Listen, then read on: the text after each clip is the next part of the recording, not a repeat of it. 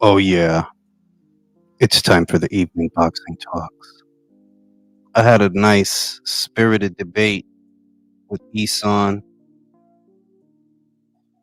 I guess today what we can discuss is what constitutes a tune-up fight? What makes a tune-up fight? Is it that you know the outcome of the fight? Because on that predication, that would make Fury a tune-up fight for Usyk since I knew Usyk would beat him years ahead of time. Does that make Spence a tune-up fight for Crawford, since I knew that ahead of time too? Does that make Oshaki Foster a tune-up fight for Robson Conceição, since I said Oshaki would win? So Wob, what it do? Ernie, what it do? Carlos, Dwayne, we out here. Because I had a nice discussion with Eson the hypocrite, Eson the flip-flopper. This dude flip-flopping and act like he won a debate or won an argument. No, you're just a flip-flopper. And that's why you never want to have those discussions in real time, because you know how fucking stupid you're gonna sound. He never wants. There he is. Go ahead, I got you right now. I'm gonna enjoy this. Let me cook this pot roast. So he can explain to me how a world champion is a tune-up fight. You know what it is? It's that boxing fans don't like to give fighters credit. That's what I see it is. Because if you describe Caleb Plant, Billy Joe Saunders, or Callum Smith as tune-up fights for Canelo, right? You would only be doing so because you don't want to give him credit for beating what were good and unbeaten champions. Instead of doing that, you'll call them tune-up fights. But if anybody else fought that same sequence of fighters in that same order in only 11 months, is that what they'd be saying? That they're tune-up fights? If it were David Benavidez that did that, or Christian Mobili that did that, or Diego Pacheco that did that, or Jaime Munguia that did that, or Bektamir Melikuziev that did that. If they went on that same run, beat those same guys in that same order like Canelo did, would they call them tune-up fights? Because that's what's happening on Twitter. That's what's happening on Twitter. So we gonna get into it. Hope I sent the right link. Yeah, we gonna have a discussion. I thought I was the only one that likes having the last word. Go ahead, Ethan. You explain it. You tell everybody how an undisputed title fight is a tune-up. Because the opponent you're fighting. I think if you're fighting an easy fight, that's a low-level fighter, it's a tune-up. It's pretty simple. I said it in What my makes him a low-level fighter? because he's not a. But Paul Butler by no stretch is a high-level fighter at all. All right, that's not what you're No, not answering my I'm not question. saying I'm not saying you said that. I'm not saying you said that. By the way, I'm I but describing I'm Paul not, you're Butler. not answering my question, Eson. You said he's a low-level fighter, even though he's a champion at the weight, the I last one mean, at the time. So my question is, what makes him a low-level fighter? his skill level, his resume. Do we think Rolly Romero was a high-level fighter because he had a belt?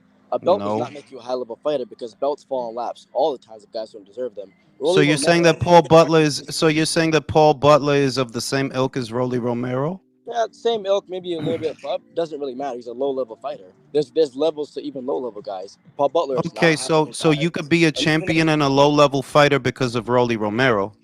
no, you can be that because there's been many fighters who were not high level fighters and had belts because belt can fall in laps at any point. Belts are very political, especially in today's day and age. You don't have to. You can be a low level fighter, not have a belt. Low level fighter, have a belt. It doesn't. It's not all linear in boxing. Okay, so Paul Butler was a low-level fighter even though he had a belt. That's your logic. Yes, Okay, so if he was a tune-up fight, then who should he knew he have been fighting? Because I generally, let me finish because I didn't interrupt you. mm, Okay, if he's a tune-up fight, because tune-up fights are used as preparation for bigger fights. So if he's a tune-up fight, then who should Inoue have been fighting? Well, that's where we disagree. I don't think that it has to be in prep for a harder fight. Inoue had a tune-up fight with Das Marinas at Tapayan, then fought another easy fight after that. He fought Das Paul Brown. Marinas was Well, ordered, so I wouldn't even well, classify that. I can't say that that's a tune-up fight when he's basically being ordered to fight the guy, and if he doesn't, he's going to lose his belt. Well, I mean, he wouldn't have gotten stripped most likely because the same thing happened with the WBA a few months ago. You mean you're imagining that No, that the no, I IBF know how it that works. the IBF who stripped Canelo 2 times, stripped Tyson Fury, they stripped Terrence Crawford, they wouldn't have stripped Inoue. Well, regardless, your definition of a fight and prep for a harder fight. Well, Paul Butler came before. Well, that's what tune-up fights is. That's why they're called tune-up fights. Well, then what would you call it if you took that before a perceived hard fight? I would call that undisputed, is what I would call it, like everybody else. And it also can be a tune-up. It's not exclusive. He had I told you. I disagree. I disagree because if this is the undisputed title fight and this is the last champion at your weight, how is that a tune-up fight? All you're really saying, the only argument you're really making is that Paul Butler is not on Inoue's level. That's all you're saying. Well, no. Well, nobody's on Inoue's level. Paul Butler could have fought any fucking. Would Paul Butler have been a tune-up fight for Donaire? Yeah, I think so because he sucks. I wouldn't go that far. Well, I wouldn't go that far. Well, again, the thing is that was Nordine Ubali a tune-up fight for Donaire? Ubali? Yeah. I think Ubali sucks. So I classify him as that. And I knew Nonito would win. So this goes. Yeah, so did I. I picked Nonito to win. Yeah, that's not the point. That's not the point. That's because I think Ubali sucks. Your argument is kind of all over the place, where the only defining characteristic it seems to rely on is, it's whatever you say. No, my opinion is based on the level of the fighter, which I think. Okay, so how do you make the determination on the level of the fighter? The fighter's skill level, their resume. Okay, how do you make that determination? My eyes. Exactly. That's what I thought. Well, then again, Julius. I mean, your opinions on the sport are also based off what you think of the fighters, what they've done. My opinion of Paul Butler is that he was a champion, and that's not my opinion. Actually, that's just a fact. Okay, and so is Rolly Romero when he sucks. So being a champion. Yeah, but we saw how Rolly got his belt. See, okay, now you're being disingenuous. Now you're being disingenuous and using. Bro, are you trying to yell over me, bro? Well, I'm actually making my point. You keep going when I'm already going, but I'll stop. Okay, go ahead. Make your point so I can make mine afterwards. Make your point. All I was saying is that Paul fell on a belt because Casimero fucked it over. Paul didn't beat anybody special to get to the title scene. He fell on a belt. Rolly got an opportunity for the belt because he fell upon it. Does not make him a high-level fighter. Paul did not go. But nobody's calling Rolly a high-level fighter. You're making a false equivalency argument. No, because your whole argument is because a piece of shit and Rolly won a belt. Your argument is he had a belt, and I'm telling you, Romero had a belt. Same damn thing. They both sucked and had a belt. No, it's not the same thing because we all saw what happened with Rolly. We also have with Paul. He fell on a belt. Simple. He didn't. All right. Do I get to talk, or do you want to host this thing? Well, no. I was already going. You interrupted me. Okay, so keep going and finish your point. Well, I was literally doing that, but you interjected, man. I'm not good. Going to go against you, but you're stopping me, guy. I'm good now because I got my point across after you finished interrupting. Okay, can I go now, or am I going to be interrupted? Your point is that, Rolly got a belt and he's a piece of shit. Yeah, but we all saw what happened with Rolly, and what happened with Rolly is not what happened with Paul Butler. That's a false equivalency argument. We saw what happened. Tony Weeks stopped the fight prematurely in a fight where Rolly was literally losing on the judges' scorecards and stopped the fight based on punches that didn't land. That's how he got a belt. Is that how Paul got a belt? No. It's literally not how he got a belt. But that's your anchor for your argument. A false equivalency, because what happened with Paul and what happened with Rolly is not the same thing. You good? I can go? Keep going? Keep going. Oh, no. Well, no, I don't disagree with you there. I don't disagree with you. I know you don't, because you're a flip-flopper. I know you don't. That's why you kept interrupting, because you know what point I was going to make. You're using Rolly's situation as if it's the same as Paul's when it's not. Most situations are not like Rolly's. Most. But that's the only argument you got, which is why you keep bringing them up. Now I got to get the door. I'll be right back. I got to go get this table. Give me like 5 minutes.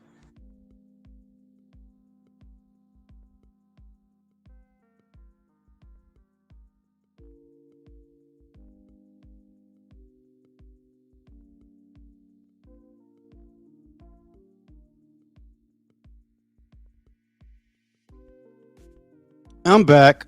Yeah, is he back? Or he said he got to get a table? You're using. Let me elaborate while he comes back. You're using one situation that you can't liken to most situations, as most situations are not like Rolly's, and most guys are not even as bad as Rolly. To even suggest that Paul Butler and Rolly are on the same level, that's disingenuous in and of itself. You're just trying to be right and trying to make a point. Paul didn't get his belt how Rolly got his belt. Rolly got a gift stoppage for punches he didn't land. That's how he got his belt. Everybody knows that. It's literally on camera. He's throwing punches that aren't landing, and because of those punches, Tony Weeks stopped the fight. Shout out to Jesse Quesada. So by Isan's logic, if resume, skill, defense, a low-level fighter, Benavidez, Andrade and Jamal are low-level fighters. I mean, that's what I said. If we're just going to go off of opinions, right? We're not going to use actual facts and stats. We're just going to go off of opinions. Then that would make Demetrius Andrade a tune-up for David Benavidez, because everybody knew he was going to lose. If you ask around, a lot of people will tell you that he sucks. A lot of people. We could take a poll on any social media platform. A lot of people are going to tell you that guy sucks. So if that's all we're going off of, I guess that makes him a tune-up fight. You know? Is he working or what? Can't lost that tip. Yeah, I don't know what you mean, bro. I ain't gonna lie. Paul Butler happened because Casemiro tried to illegally cut weight. WBO should have let that one slide. I would agree, but it's the BBBOC's rules. That's their rules. They have a safety rule in play, for those that don't know, that you cannot use a sauna in order to cut weight. So when he was in the UK and he was about to fight, he got caught using a sauna and he got stripped of his title. My bad, yo. I'm working right now. Sorry. Well, yeah, I was talking about how Casemiro got his belt. See, for me, it's simple. A tune-up fight is not all this. I noticed that people in the postmodern era like to take things that are established and redefine them, because that's all I see. A tune-up fight, you know what a tune-up fight is? TJ Doheny. That is your textbook, according to Hoyle, tune-up fight. That's a tune-up fight. That's what that is. But if you're in there with a champion, and because you're so much better than him, that doesn't make that a tune-up fight. That just means you're really good. I agree with that second. No, you don't, because that's not what you've been saying. It's not what you've been saying. Like, bro, I'm starting to question you. I never said that in the thread. I literally told you I disagree with Vince. I'll pull it up right now. I said, Vince, I vehemently disagree. I've said that many times, so you need to check that, because that's not true. Yeah, well, what I know about a tune-up fight, for as long as I've been hearing that terminology, a tune-up fight is let me think. Tim Tszyu versus Carlos Ocampo is a tune-up fight. That's a tune-up fight. According to Hoyle, tune-up fight. You're just tuning up. You're just keeping busy. This is just en route to something bigger. This is not a major fight. But if two champions are in the ring with each other, and because one is so much better than the other, yeah, that doesn't make that a tune-up fight. It's just this guy's really fucking good. That's all it is. This guy's really fucking good. Because by that reckoning, if we're all of a sudden going to call champions tune-up fights, well, we could call anybody a tune-up fight then. If we're going to do that, we call anybody a tune-up fight. If a champion with a belt is a tune-up fight, then surely a guy without one is a tune-up fight. Surely. And that would make the majority of fights tune-up fights. Spence must have been a tune-up fight for Crawford. Yeah, I know he had belts, but belts don't matter anymore, right?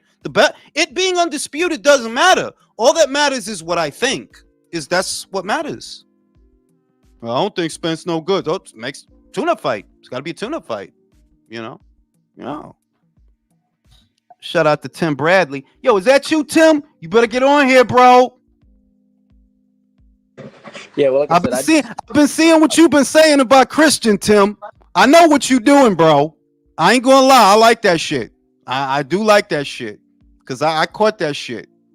I don't consider, if you have a champion and a top-rated contender, I'm not going to just say off top, yeah, that's a tune-up fight. No, there's context. There's always context. Like when I called Danny Garcia a tune-up fight, there's a reason I called him a tune-up fight. Because ever since you got to welterweight, every time they stepped you up, you lost. When they stepped you up with Thurman, you lost. When they stepped you up with Sean, you lost. So when they put you in there with Spence, oh yeah, that's a tune-up fight, bro. This is a tune-up fight for Spence. It's his first fight back from the car accident, but they're only doing this because they don't expect Danny's gonna win. Every time Danny steps up, he loses. That's why I said it's a tune-up fight. And was I right? Was it? Yeah, it was a tune-up fight. It was a tune-up fight for Spence. You know?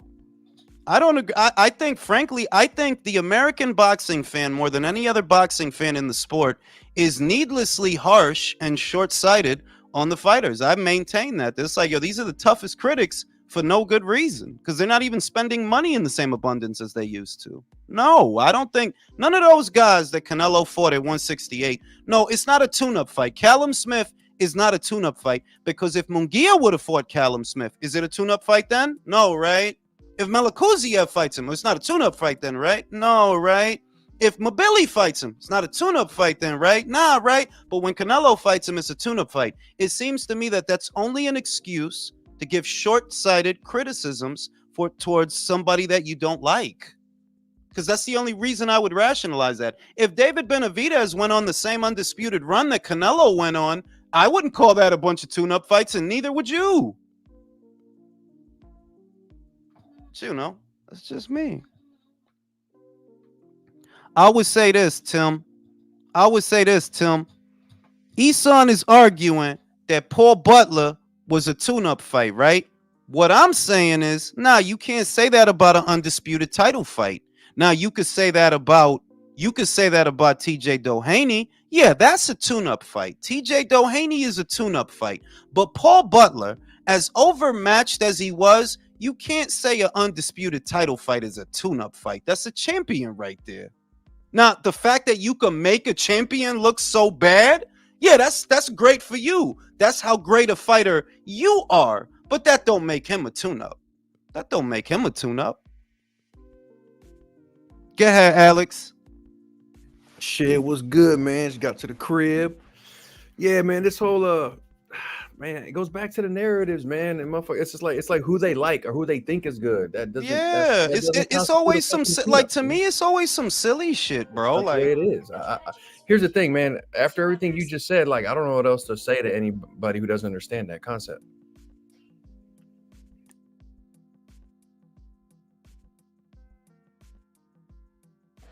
Yeah, I missed that.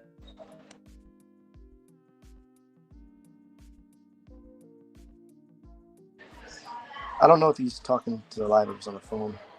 I can't hear you. No, he's messing with his phone right now. Oh, okay.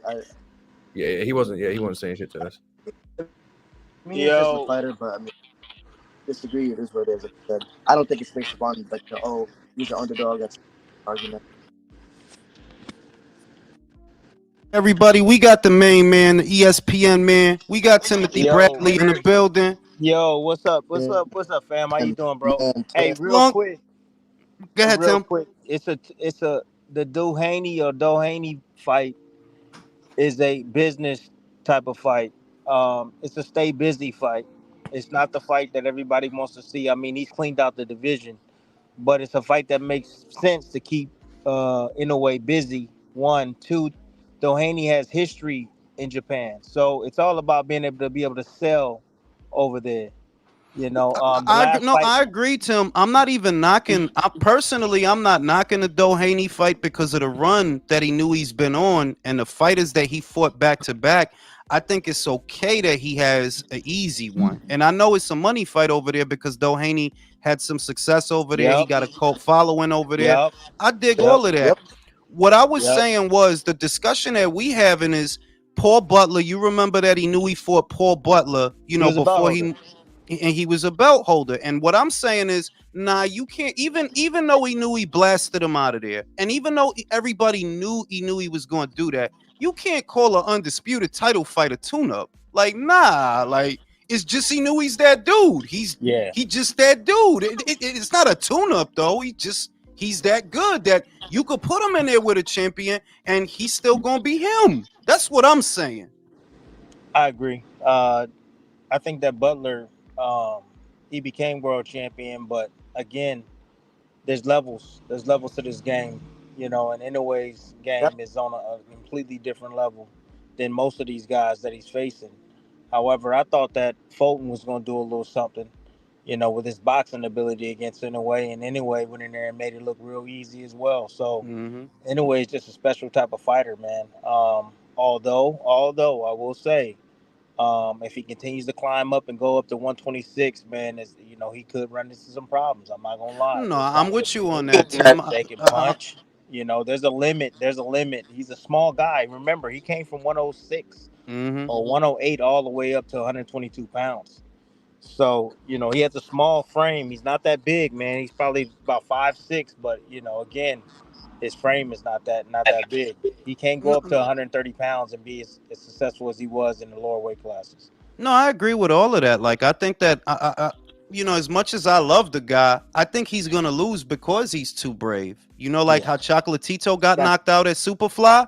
It be like that. You go up too high because you looking for your ceiling, and eventually you're gonna find it. You're gonna find it. real But quick, but do you think that Canelo would you label Canelo Berlanga as a tune-up fight? Would you? I mean, what's your opinion about yes, that fight?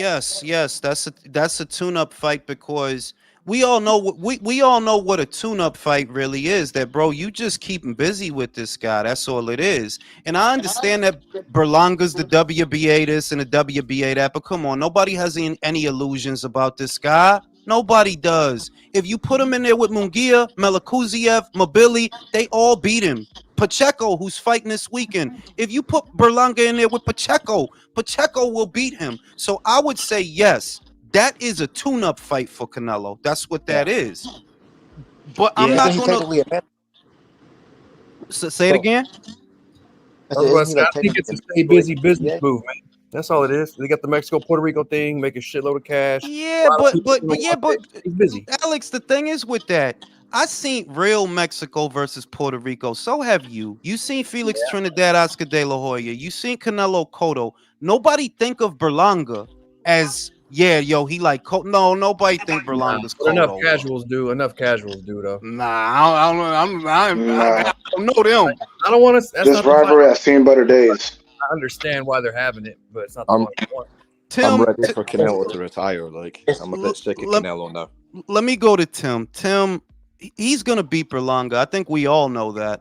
Yeah. What do you think he's gonna do after that? Because he's running out of people. Exactly. Well, I answered this question today on ProBox. They're wondering because I guess it came out of his mouth. He said something about revisiting Bivol if he wins against Beterbiev. So he's talking about a potential rematch with Bivol if he goes through Beterbiev. So that's what's on his radar, and that came out of Canelo's mouth. So I don't know how true that is. I don't know if he's saying it just to have the people tell the people what they want to hear.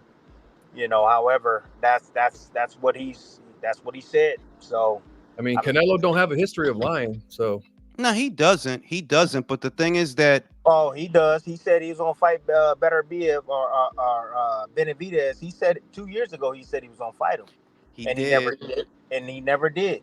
Tim, do you So think the door is closed on that fight? Because I don't. I don't think it's over for that fight. To me, nah. I mean, I thought I remembered Canelo saying that fight could happen. I don't recall him saying I'm gonna fight No, him. this is the thing. He was on, I think it was $1 million worth of game a week ago, maybe last week. He was on there with Gilly the Kid and Waylo and them.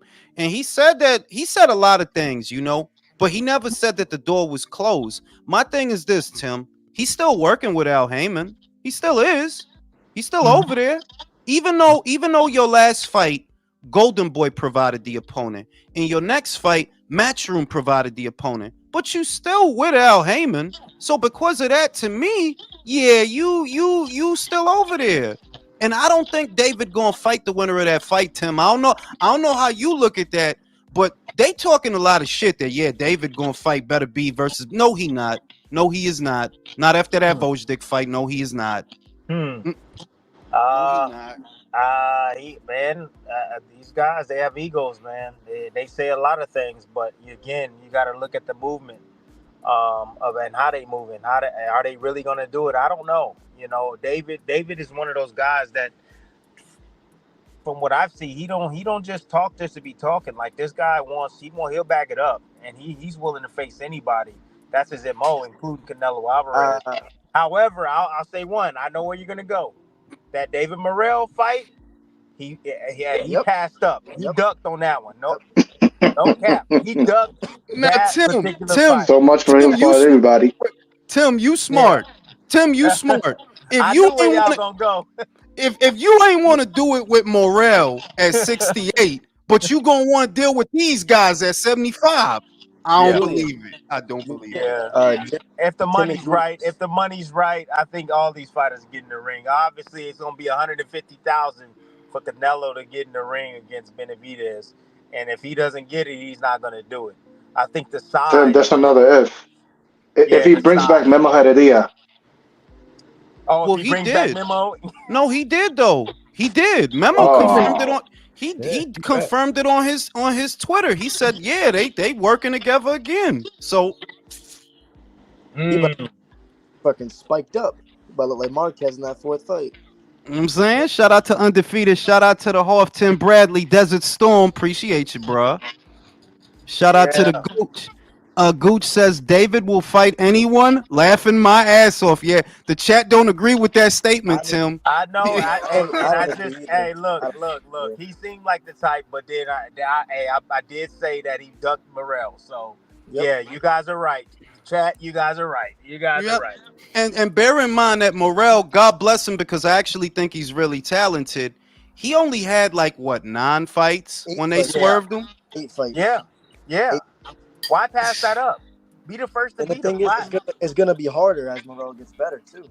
It's gonna get harder. As Morrell gets better. So when I see that, I'm gonna be real, Tim. I don't think you could offer Sampson, because let's be real, Sampson is the one making the decisions. He's the one in control. And I don't think Sampson gonna put his guy in there with the winner of that fight. I just don't see that. I don't see that.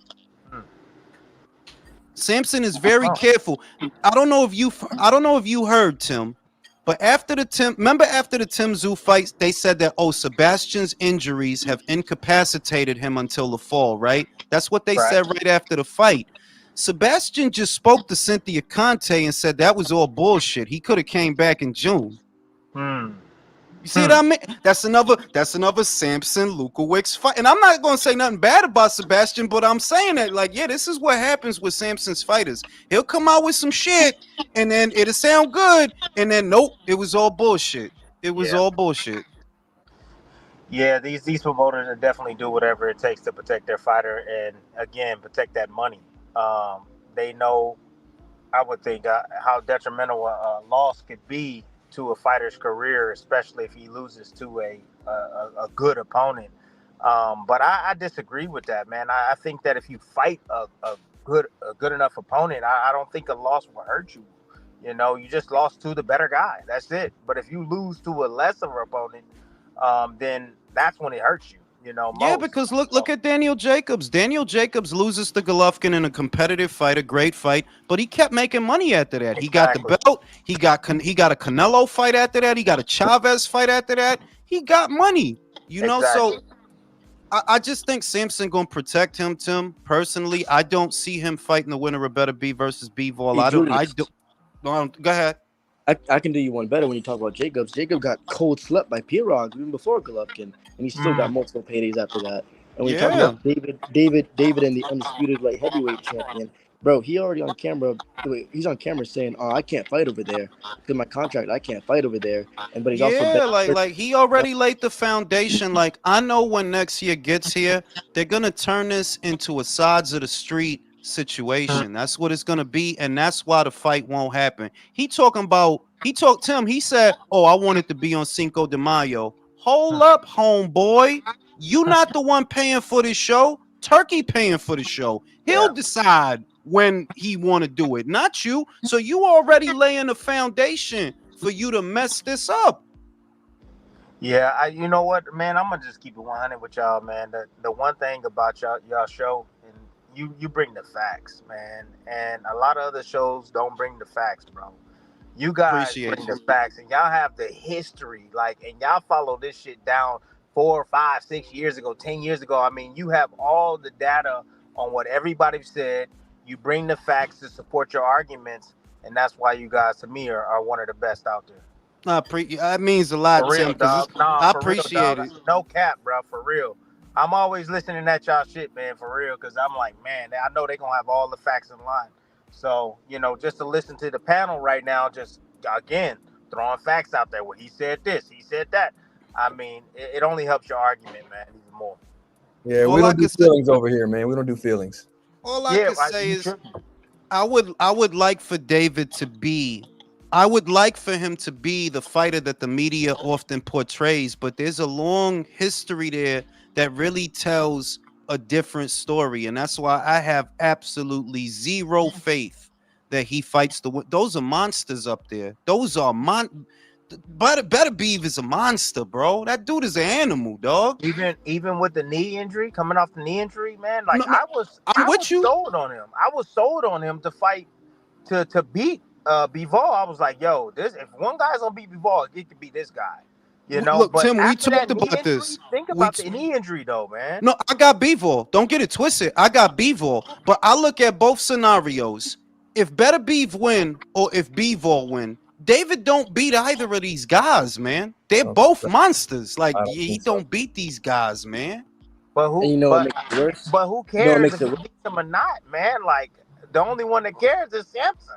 I mean, the fans just want to see a good fight. I just want to see who's the best. Bro, I Test don't even yourself. I don't even disagree with that. That sometimes you go into a situation that you might lose. Look at Madrimov. Yes, Crawford beat him, but now people know Madrimov is not for play. You don't just go in there and do whatever with Madrimov. You could lose in a good way. You know what I mean? So I agree with all of that. But the way Samson like to do things, yeah, dog, he ain't gonna put David in that fight. Nah.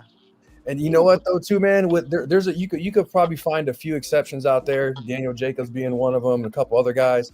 But overall, the American fan base and being an American, it kills me because people want to discount guys with 1 or 2 L's or 3 L's like they're nobody. Look at the Hall of Fame and count how many losses are on those records. You know, I did a video on it. I said it in a video the other day that the majority of professional boxers are not going to leave this sport with a perfect record. You're going to lose.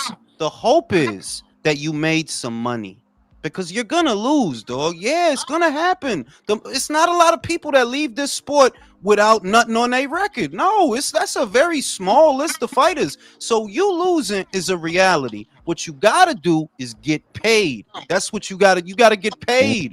And it's only so many ways you're going to get paid, you know? So I got a question for you Tim, guys. can I holler at you? I got a question for you guys. So I just want to hear your opinion about Shakur Stevenson Cordina. Oh, he's going to whoop his ass. I know he's gonna whoop his ass, but what do you think about that situation? This is the second opponent that Shakur has faced that's coming off a loss. Not only a loss, but a knockout loss. And he's a former champion at 130 pounds. It's two ways to look at this, Tim. If you look at it as a customer, you don't have to understand. You either like the fight or you don't as a customer. Now, as someone who has an informed opinion, the other way you look at the fight is realistically, which one of these guys is in a hurry to fight Shakur? Show me. Because we know what Turkey wanted. Turkey wanted William Zepeda. That's what he wanted. Now, I'm pretty sure Oscar said, if Shakur don't sign a Golden Boy, we not doing that. That's what he said. So when I see that he don't got William in October, it's very obvious why, and it's not his fault. It's not his fault. Well, you know why the fight's not happening, right? Apparently, they agreed to fight in February.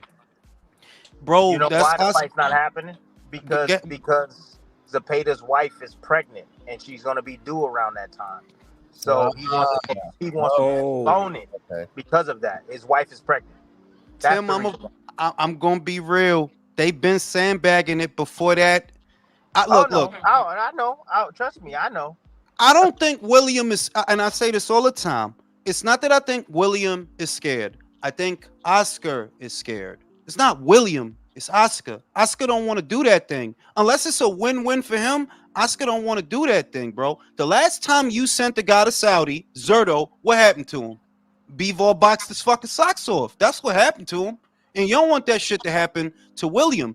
I personally give William a fighting chance in that fight. I give him better odds than a lot of people. I think he gives Shakur problems, real problems. I think he could give Shakur serious problems. You're gonna But be like my Donald Mayweather in there, bro. Oscar don't want to roll. What I see is Oscar don't want to roll the dice because Oscar don't got that many bodies. You got Ryan, who is unstable. Virgil, he trying to do his thing. He coming through, but he not big time yet. And then you got William. I ain't just going to truck off William. That's, in his mind, I ain't just going to truck him off to go get beat in Riyadh. So, he being careful as usual.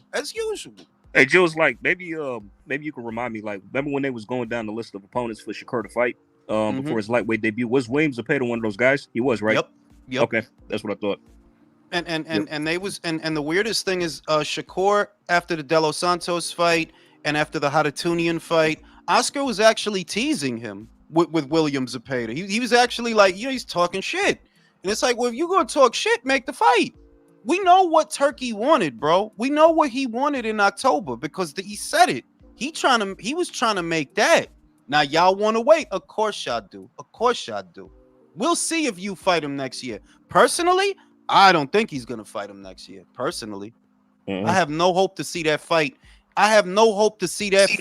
In the next 2 to 3 fights. I don't think it happens. Hey, Tim, you there? Could I ask you a question? Tim, you there? Yeah, he's still there. Yeah, I'm here. I'm just picking up my son from school. Hold up one sec. For sure. Let me read the super chat. Domo said Duck Morrell and the other 2 generations of champions, which is also true. Cervecero said, if we're going to call out Canelo on lies, why doesn't the media keep the same energy for Benavidez? Dude is constantly lying. How can you credit a guy that did nothing for years at 168, then discredit, which I say all the time, that like the only reason Canelo was able to unify that division is because David didn't. But David was there first. 2 cycles of champion. 2 cycles of champions. He sat idle and didn't fight any of them. And that's why a lot of the Canelo fans like myself, we gotta axe the grind with David. That it's like, oh, so now you care about belts, huh? You've been here through George Groves, James DeGale, Zerto Ramirez, Jose Uzcategui, Callum Smith, Billy Joe Saunders, and you didn't unify with shit. Caleb Truax, that's another one. And he's been a pro since when, 2013? Bruh. And he first became a champion in 2017. That's way before Canelo even comes into that picture, bro. Canelo don't come into that picture until the end of 2020. Really 2021, because it was in December of 2020 when he fought Callum. It's like, bro, like, David, so what have you been doing this whole time, dog? Missing weight and nose deep in coke. Basics. Shout out to my man Seago. We all know David ain't fighting Bivol Beterbiev. He's gonna fight tomato cans at 175 without ever seeing a champion. Maybe he can choose Lemieux again. They got some heat. They got some heat for you, Tim. They got some heat. He said Tim's a low-key fan, like all these haters. He got some heat. Come on now. You know, maybe he could fight Hot Rod. I don't think it's Hot Rod. I wouldn't mind that. Go ahead, Isan. Bro, Zepeda, well, because Oscar Zepeda has ducked for sure, but I actually do think they're gonna fight next year. I actually do. We'll see, because I think what Oscar wants is to get Zepeda a belt. And you know what Zepeda should be doing in the meantime. He really should be trying to fight Beranchyk next, but I think Beranchyk has something lined up. But I was just thinking. Turkey said they got a deal to fight next in February, and Cordina's a stay busy fight, while Zepeda got his thing going on. I think wife is the reason or whatever, but really trying to fight Beranchyk. I was about to say, because isn't Zepeda right now the mandatory for all 4 belts right now? Yeah, but this is the thing. This is the problem I have with that strategy. Beranchyk is not for play. I don't look at Beranchyk and say, yeah, Zepeda beats him easy. Nah, I don't see that. Them feet and them combinations, I don't see that, dog. I think Beranchyk could give Williams some problems. Honestly, I think stylistically, and I know I'm going to sound crazy, stylistically, the better fight for William is Shakur. Shakur ain't going to knock you out, dog. He ain't going to knock you out, dog. But Beranchyk, he'll try. Shakur go play it safe. We know that. So I'll say this about Shakur. He better knock out Cordina. because he I mean, needs to live down a yeah. rep. He needs to live Yo, down a dog, reputation. they saying bad. that's gonna be a pay-per-view, Jason. Oh my god, Fuck who's gonna outta buy here. it? Yeah. Who are they Did gonna they pay to say watch that it? they? Is it really true that the main event is going to be on ESPN Plus? Yes, because that's the layout. If you remember before, Matchroom Right. versus Queensbury was billed as a pay-per-view unto itself, and we were gonna have to go to ESPN Plus after that to see the main event free.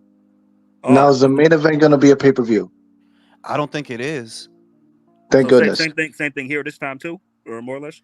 That's what I just saw earlier today, that the undercard is gonna be a pay-per-view, which I'm like, look, if you in the UK, maybe, because if it's a package in the UK where you're getting Wardley versus Clark and Beterbiev versus Bivol, then yeah, I could understand that being a pay-per-view with a side order of Ben Whitaker and Chris Eubank, but not in America, dog. It should not be a pay-per-view in America at all, dog. Like, no, those are hot tickets in the UK. Wardley versus Clark is a hot ticket in the UK. Americans don't know them.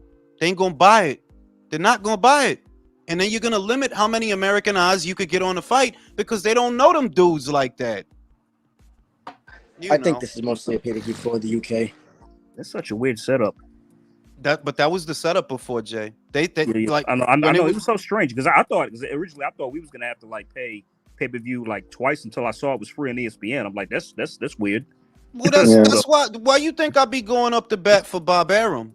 Bob Yeah. said Oh, yeah. Bob said in 2020, I'm gonna keep as many fights off pay-per-view as possible, and he was true to that shit, yo. Thank you, Bob. Appreciate Bro, you, bro. don't nobody give us That bang shit. title fights like Bob Arum off pay-per-view, bro. Nobody. Remember, he's the one that made the sacrifice. Remember, Lopez Lomachenko was supposed to be a pay-per-view, but when Mhm. they seen it's a pandemic, people ain't got no money. With it, like, we can't bill that as a pay-per-view. We got to give that one away. And how We many can't people bill- watched it?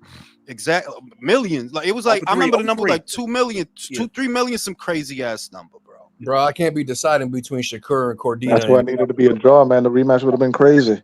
Mm-hmm. That would have been even more money the coming year. Would've Theo been could have even made more so money. much more in that fucking rematch, man. But this Yeah, this but kid, we bro. ain't even. I mean, we ain't even going because I know. Yeah, he's. it's history done. I know. Yeah. Revisionist history. What else? What else can we say that we have not said about Yeah. Teofimo, bro? Yeah, What I else know. can we say? Oh my God, he's Spanish. Stands more than a few dimes short of a full piggy bank. Let's just say that and move on. Yeah, like his career is in the state that it's in because of him. It is like bro, you supposed to.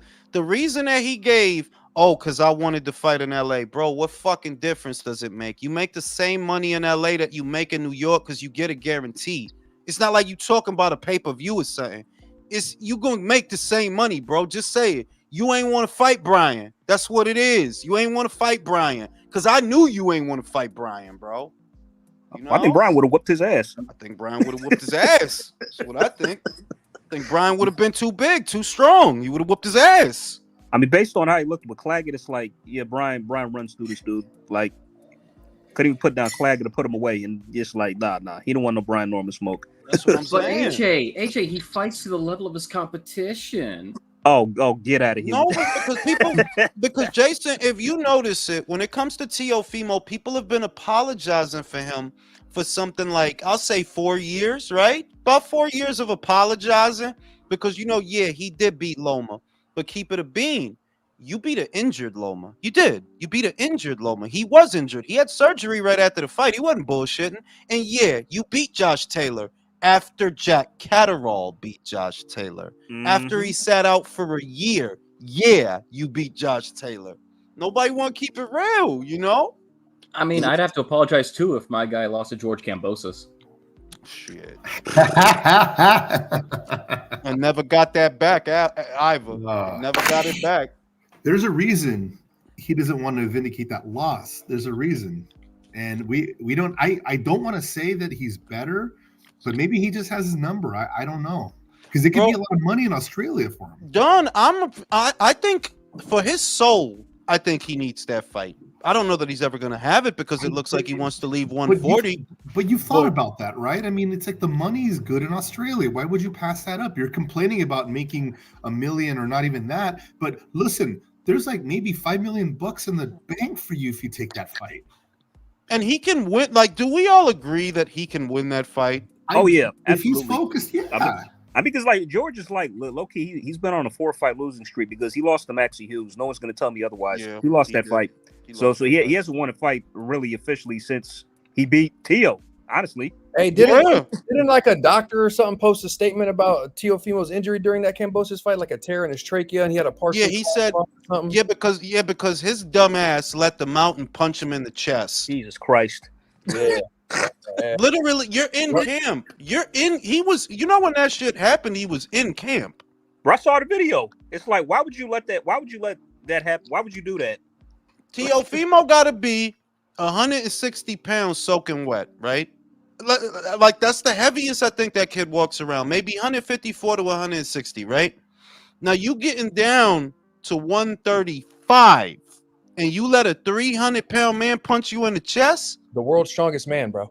Whoa. You know what I mean? You let the world's strongest man just stick you in the chest, bro? Come on, Talk about having an ego. Jesus. There is too much intelligence in this fucking room. You weigh 135 pounds, homeboy. He eats shit bigger. He shit bigger than you, bro. And you gonna let him punch you in the chest? Well, you just a smart ass guy, bro. Clearly. So I don't feel sorry for him, bro. So he's out for the rest of the year, right? Because he pissed off that. It looks like it. Fucked up. Okay, for sure. Looks like it. Like, I didn't hear nothing about no new dates at Top Rank that they're gonna reschedule. I didn't hear nothing new, bro. So does anyone see him unifying at all? No, he's not. No, he's not going to. He's not going to. Yeah, I figured. So he's not going to. Because Puelo is at the PBC. Rayo is at the PBC. Bottle is at Matchroom. Matchroom. Yep. Yeah. None of that is going down, bro. None of that is going down. He won't work with Matchroom again after all the shit he said. Because he think he lost because of them. He lost because of them. You know the irony is like, bro, you legitimately lost that fight. Top, you won 3 rounds. That's all you won with the knockdown. That's it. Bro. Like it's a shit show right now, and it speaks to what I've been saying on a lot of the more recent lives, that the would-be stars in the American boxing scene, it's not encouraging. Whereas if you look across the pond, you got Moses. Moses wants to fight Joseph Parker. Moses wants to fight Joe Joyce. You see what I mean? Flavio about to fight Frazier again. You ain't got to do that. That dude messed your nose up. You ain't even got to do that. Nah, he doing it again. It's like when you look over here, well, Teofimo might sit out the rest of the year. Shakur's fighting Joe, who's coming off a knockout loss. Javante finna fight another dead body. I don't know what Devin about to do. Ryan's serving out a suspension. You see, and this is what's going on. And Benavidez is nursing the injuries that Vojtic gave him with 2 or 3 punches around. Like, word, busted hands, broken ribs, cut on the eye, yeast infection, pH balance is off. It's crazy, yo. Yeah, but that's the American. Hold on. Wait, those injuries, I thought they happened in the training camp, not by Vosnik. No, I mean, what they're saying, all I know is that they saying he may or may not come back in December. He may or may not, because of busted ribs, busted hands, and the cut over his eyelid. Now, I know the cut, that happened in camp. But, obviously getting punched in the face by Vojtic, that couldn't help that situation. Yeah, but I'm sorry. I thought the injuries occurred when he went back to the gym after the fight and training. Like, he just went back to the gym and just started. No, I don't know. I don't know. All I know is that's what Samson's saying. Now look at it like this. Samson could be lying about the injuries also, because he was lying about Sebastian's. Right. He was lying about Sebastian's injuries after the Zoo fight. It wasn't that bad. They played that off like nothing. It wasn't like it was nothing. Just for Sebastian to tell on him. So for all we know, they could be lying about the severity of David's injuries, or maybe they're not. Maybe they're not, because his hand was busted after the fight. He showed it, So I mean, he hit Vosnik with everything he had. Yeah, like everything he could muster behind those shots, and not only like a couple of times. It was like throughout some rounds. He didn't put a dent in that motherfucker at all. And it's only going to get worse because that was a 37-year-old Vajdik. I said it the night of the fight, Don, that I don't know for sure that he would beat Anthony Yard. I'm not even playing. Anthony is a for real light heavyweight. That's a for real light heavyweight, bro. Yeah, I like that fight. That's all he know is light heavyweight. I don't know if you could beat that dude. He looked like a cruiserweight sometimes in the ring. Yeah, he's big, dude. He's a big boy. So shoulders are big, the lats are big, like traps is big, yeah, biceps is big. You know what I'm saying? And like I said, that's a for real light heavyweight. He don't know nothing else. He not a 168 that moved up. No, that's all he know is light heavyweight, fighting light heavyweights. David, you ain't on that kind of time, bro. Not. Well, maybe he'll fight Caleb Smith next, and we'll finally get that fight. Yeah, what is Callum doing, bro? He's reflecting on his life choices after that Beterbiev beating. I forgot. Beterbiev beat his ass. Yeah. He beat his ass earlier. It wasn't a knockout. It was a Beterbiev is one of those guys like you fight him and you wonder after is like, did I make the right career choice? Like really, boxing for me? Is this for me? Yeah. And we got that coming up. We had a conversation on the last live because a lot of people suspect. I don't know how y'all gonna feel about this.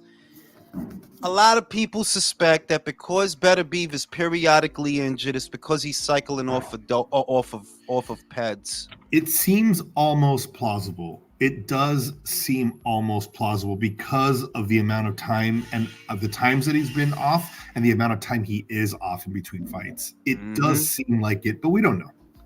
No, and my whole thing is the argument I'll make or my stance is if somebody tells me they think he's on PEDs, I'm not going to argue because, you really do periodically get injured after every fight.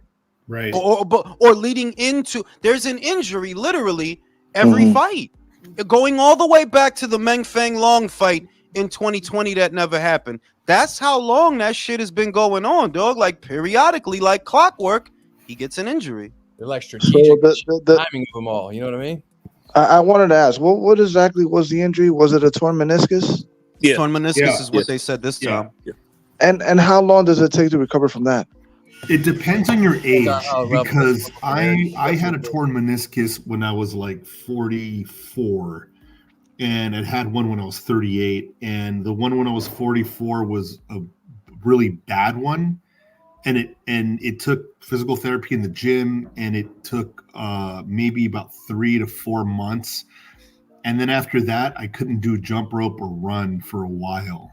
So it really depends on your age and how good your physical therapy is. I think that, of course, this guy has great top-level physical therapy, but it depends on how bad the tear is. So if it's a radial tear, meaning it starts in one location and it branches out like lightning bolts, like in 3 different directions, that can take almost a year.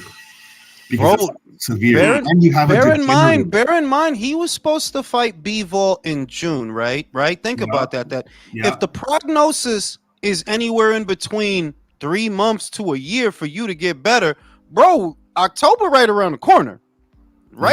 I got Bivol, like I said, I got B. If it is what they say it is, okay, he really had a torn meniscus, then I definitely have Bivol. Definitely. I've always had Bivol, but now more so because, it's what I thought. As great as he is, by the time they fight, he gonna be old. The degenerative disease, like it's not a disease. I'm rehabbing my meniscus right now. I'm 41. I'm rehabbing mine right now, and I'm waiting for my next appointment to find out if they're going to do surgery or not. Try to avoid surgery as much as possible. It's not worth it. I'll tell you right now because those rolling pads, and then there's exercise just to increase blood flow. That's all it is. Increase blood flow to the area because you get a little older. You hit your 40s, even late 30s, like Beterbiev. You have less blood flow to the area and less chance of healing faster. When you get in your 20s, you heal like in a couple of months, 3 months. When you're older, it could take a year, but it's worth it, dude. It's worth it. Don't get the surgery. Yeah, that's what surgery is. Was telling me, man. He was like, he said it's coming along pretty good, not as fast as we like. He was like, but he told me to keep doing everything I'm doing with the physical therapy. I do all my own physical therapy at home now at this point. Yeah, it's been 4 months, and like The swelling is less often, and it's starting to get a little bit better, but I'm trying not to push it too far. You know what I mean? Yeah. What's that shit where they put stem cells? Don't they got a new thing where they put stem cells in the site to promote healing? Yeah, but that's not legal here. You have to go to Mexico for that, and you can do that, and it will help a lot. I've known guys that have torn their shoulder and they've gone to Mexico, and it's great. Not FDA approved. It's not FDA approved, correct? I don't know why, but you know why they trying to keep us sick and injured out here, dog. Exactly. You know why? Shit. shout out to RFK Jr. So listen, my whole thing is this: if you could avoid the surgery for as long as you can on a meniscus, avoid it for as long as you can, dude. Yeah, you're not the first person to tell me that, man. Yeah. But yeah, yo, if that's really what Artur suffered in June or ahead of June when they were supposed to fight, that only makes me double down on Bivol winning the fight even more, because it was always my opinion. Yo, by the time they get in the ring, dog, Artur gonna be a old dude, bro. He gonna be an old dude, and yeah, he could catch up to a lot of guys. Because what I always say, a lot of the guys he fight, either they're all the way out or they're all the way in. When you look at Marcus Brown, oh well, he's all the way out. If you look at Callum, you trying to be all the way out. Bivol's in and out, on his toes, pendulum step, pop, pop, pop, get out, pop, pop, pop, get out. I think he can get him. Pendulum step, bro. Serious Soviet shit out here. He's not above getting caught though, because what's his name? Smith caught him. Joe caught him. Joe's at the end of a round, and it wobbled him. Also, if Canelo were able to hit a little harder, he caught him with the uppercut a couple of times. That kind of shook him a little bit. Personally, like it's funny you bring that Yeah, up. Bivol said, Bivol said, when he said, did he hurt you? He's like, look at my arm. He's like, I'm just glad he didn't put those on my face. I mean, but it's funny you mentioned that, because about that, it's like I think that he just let Canelo tee off because he couldn't really put it down him. He couldn't really hurt him, to be honest. He goes, okay, let me just have him hit my arms, and I'll just give him back my shit or just whatever. I'll say this: that it's entirely because come on, it's 36 minutes. It's a boxing match. You are gonna get hit. You're gonna get fucking hit. But even with that, Artur's accumulative. He is accumulative. He's not Julian Jackson, where he touches you and you drop like you got shot. It's accumulative. Shout out to Julian Jackson. Well, Jesus Christ, man. Yeah, because if he hit, if he hit a guy looks like he got shot. Yep. Artur beats now. Granted that he's strong as an ox, we all agree on that. But he does beat your ass. He beats your ass throughout the course of the fight and gets you out. It don't just be like, oh well, I ain't even gonna say that because matter of fact, he did that to Joe Smith. Well, say, you know what impresses me is Jules, how much power he generates with such short strokes in his punches, man. That shit's fucking crazy, bro. Yeah, he don't gotta load up or nothing, dog. He don't gotta load up or nothing. That's still terrifying. Isn't that terrifying that he doesn't have to pivot into his punches and he can fucking just lights out? Yeah, he barely twists his hips when he does that. Bro, like if you go back watch the Joe Smith Jr. fight. Joe Smith is stepping into the jab. Joe made the shit worse because he's stepping into the jab. So Artur brings the right over and he walks into it. It's like, yo, dog, like it looked like the dude got hit by a shot. Like he looked like he got shot. Bro, you see videos of fucking Artur twirling the fucking Olympic barbell like a baton with one hand, one wrist, bro. That could be why he gets injured too, doing stupid shit like that. Like, or maybe he's able to do it because of the pads. I don't know.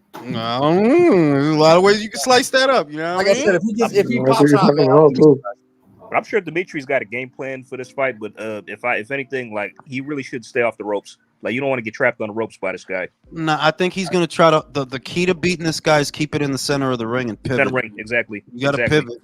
Yep. You can't just back up in a straight line. You got to get your shots off and cut an angle after that, so you're not there for what he throws back at you. That's why it's a great fight, because Dimitri could lose even with all this fancy moving shit. He can still lose, bro. Because I'm picking him to win too, but it's like he can't take as much punishment for like throughout a fight like from Artur. That's why I'm saying that's why he needs to keep us in the ring, because eventually he'll get broken down too, like everybody else. And we keep glossing over this. Artur ain't exactly a boxing dummy out here. He was a more decorated amateur than Bivol was. Yeah, no, because the real shit that's working for Bivol, I think is three primarily.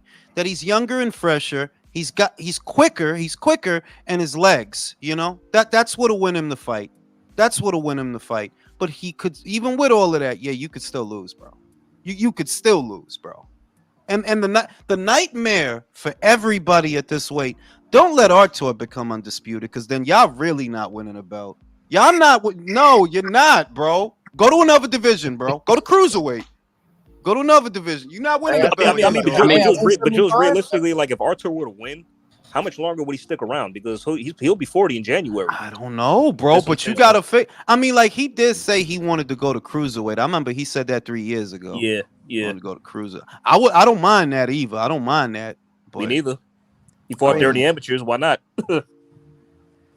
You know, I don't. It's just that he's a 40-year-old dude going up the. He would be. But I got Bivol, bro. I'm settled on my shit.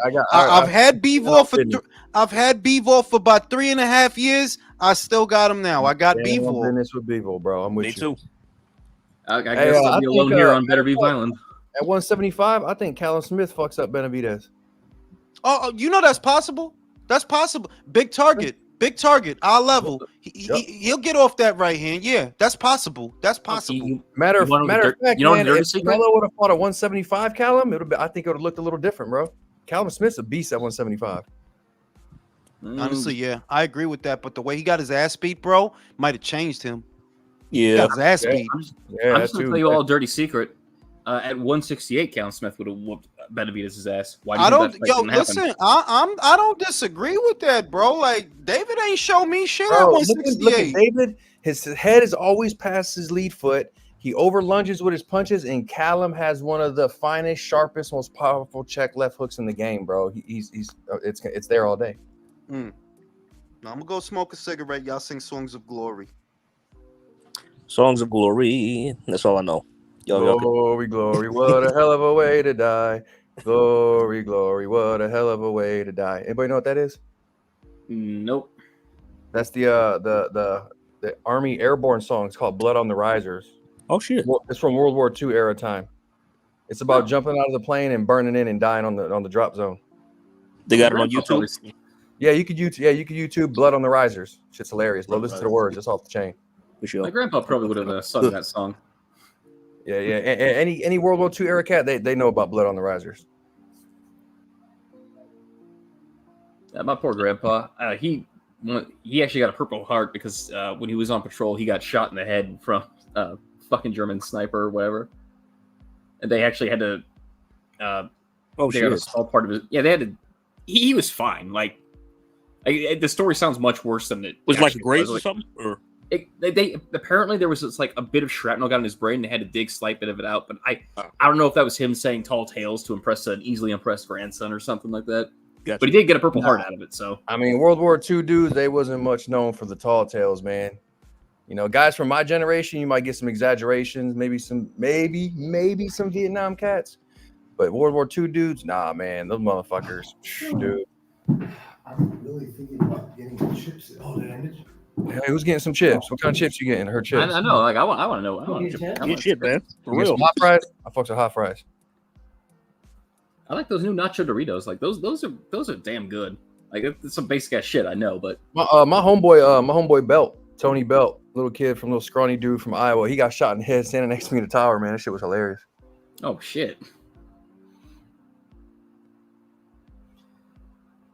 No, I guess I'll take it. I'm the only one here who thinks Beterbiev is still gonna smash. Say again.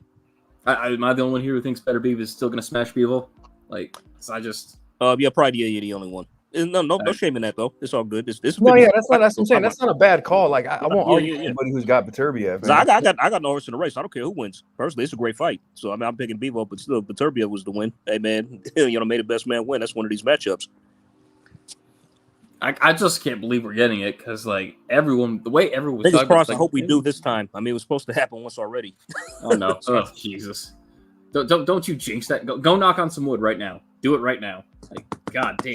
Yeah, like I said, man. If Bivol gets caught slipping, man, ends up on the ropes or whatever, it's too easy for Beterbiev to finish him. But I think Bivol's athleticism is gonna last through the day, man, through the night. He's gonna be fine. He's gonna stay on the outside. Maybe he might not stop Beterbiev because that looks like Beterbiev not only hits hard, but he strikes me as a dude who can take a fucking beating if he has to and stay on his feet. Yeah. So I got Bivol by 12 rounds, like maybe like 8-4. Oh, you don't think he'll stop him? No, I think it'll be like an 8-4, 9-3, man. I think he puts on. I think people will call it a master class. I think there'll be some close calls where Beterbiev could have got him, but he just didn't get the job done. And I think Bivol sees it through. Any knockdowns in this fight? Y'all think anybody will get dropped? Beterbiev get dropped. I think he actually gets stopped late. Yeah. Bivol's never been down, has he? He been put down by what's his name? Hold on, let me find it. I forget. Was Bivol dropped once? Or no? No, he never been dropped. He been wobbled. But sorry, he was dropped against Jeff Page and Callum Johnson put him down twice. Yeah, that was 2018, though. Long time ago. Yeah, he was hurt. Callum Johnson hurt him bad. He was hurt when he got up. Shit.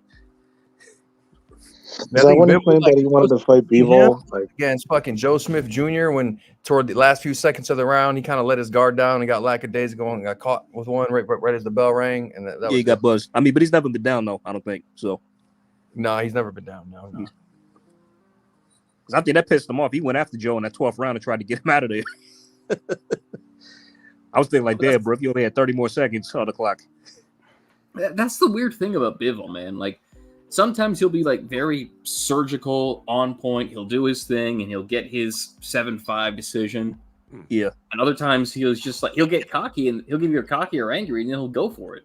Not because I think the boring Bivol is the Bivol from before the Canelo fight. And if you look at what was going on before the Canelo fight, I think that dude got bored, man. Because he was trying to get the Beterbiev fight. Bob didn't want to do this shit. He said, hey, guys, boring. Bro, he was having one fight a year. No, you can fight anybody to fight. Well, also you have to factor in the pandemic. What effect did that have on his career? At least from 2020 into 2021, what effect would that have had on his career? But also, I think that dude was bored, bro. I do. Like, the dudes he was fighting, Craig Richards, like, he supposed to be excited about that? I think the dude was bored because now, if you look at the way he been fighting the last, let's say, 3-4 fights, he been fighting with spirit. He has. He wasn't a boring motherfucker with Canelo. He wasn't boring with Zerto. He wasn't boring with Lyndon Arthur. He was trying to knock out Lyndon Arthur. Lyndon was just getting up out of there. Yep.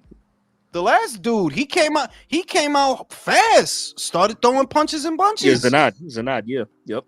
So I think that dude was bored, bro. I really think that dude is bored. He just don't get out of bed for these guys he fighting. Remember, the dude got 9 defenses, bro, of the WBA.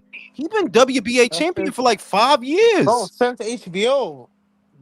That's what I think that dude was bored, bro. I mean, that or having marriage problems, but nah, that crazy ass bitch probably got some bomb ass pussy, bro. Some real shit. Probably. Shout out to Mr. T. Eson's plan of vengeance against Benavidez for Boo Boo fumbles will come to pass next year. The bell tolls for Empanada Yeti at 175. That dude is angling for a vacant title, bro. Everybody can see that. That dude is angling for a vacant title. He not trying to fight nobody. Really quick, back to that Bivol ex-girlfriend being a bomb-ass pussy. I'm glad you touched on that because that's exactly what Why do you say that creepily? He's like whispering and shit. Yeah, let's go back to that pussy. You know the joint posted another video. She posted another video of him on Instagram that they were in the middle of an argument and he was trying to walk away. Really? I thought she showed like another bruise that lasted all these years later. Oh shit! No, and do you know why I'm not sold is because none of this started until the Canelo money. None of this started until he fought and what when you fight Canelo, you get paid, right? Your life literally changes. Your life literally changes. Oh, so that's when he had the domestic violence. That's what they call life. Oh my god, guys. He's such an evil bastard. He tried to walk away from an argument. What a terrible man. Thank you, because that's what I took away from it. That if you're showing this to try to make him look bad, the only thing that comes across the video, just being impartial and looking at things for what they are. Well, the only thing you see in the video is you arguing and following him, and he's trying to leave. That's all you see in the video. That's it. Hey, meanwhile, Munch Boxing is trying to tell you otherwise. Yeah. Hey, who we talking about? Bivol wife or his ex-wife now. Oh, Yeah, ex-wife now. Oh. They're just best friends now. Yeah.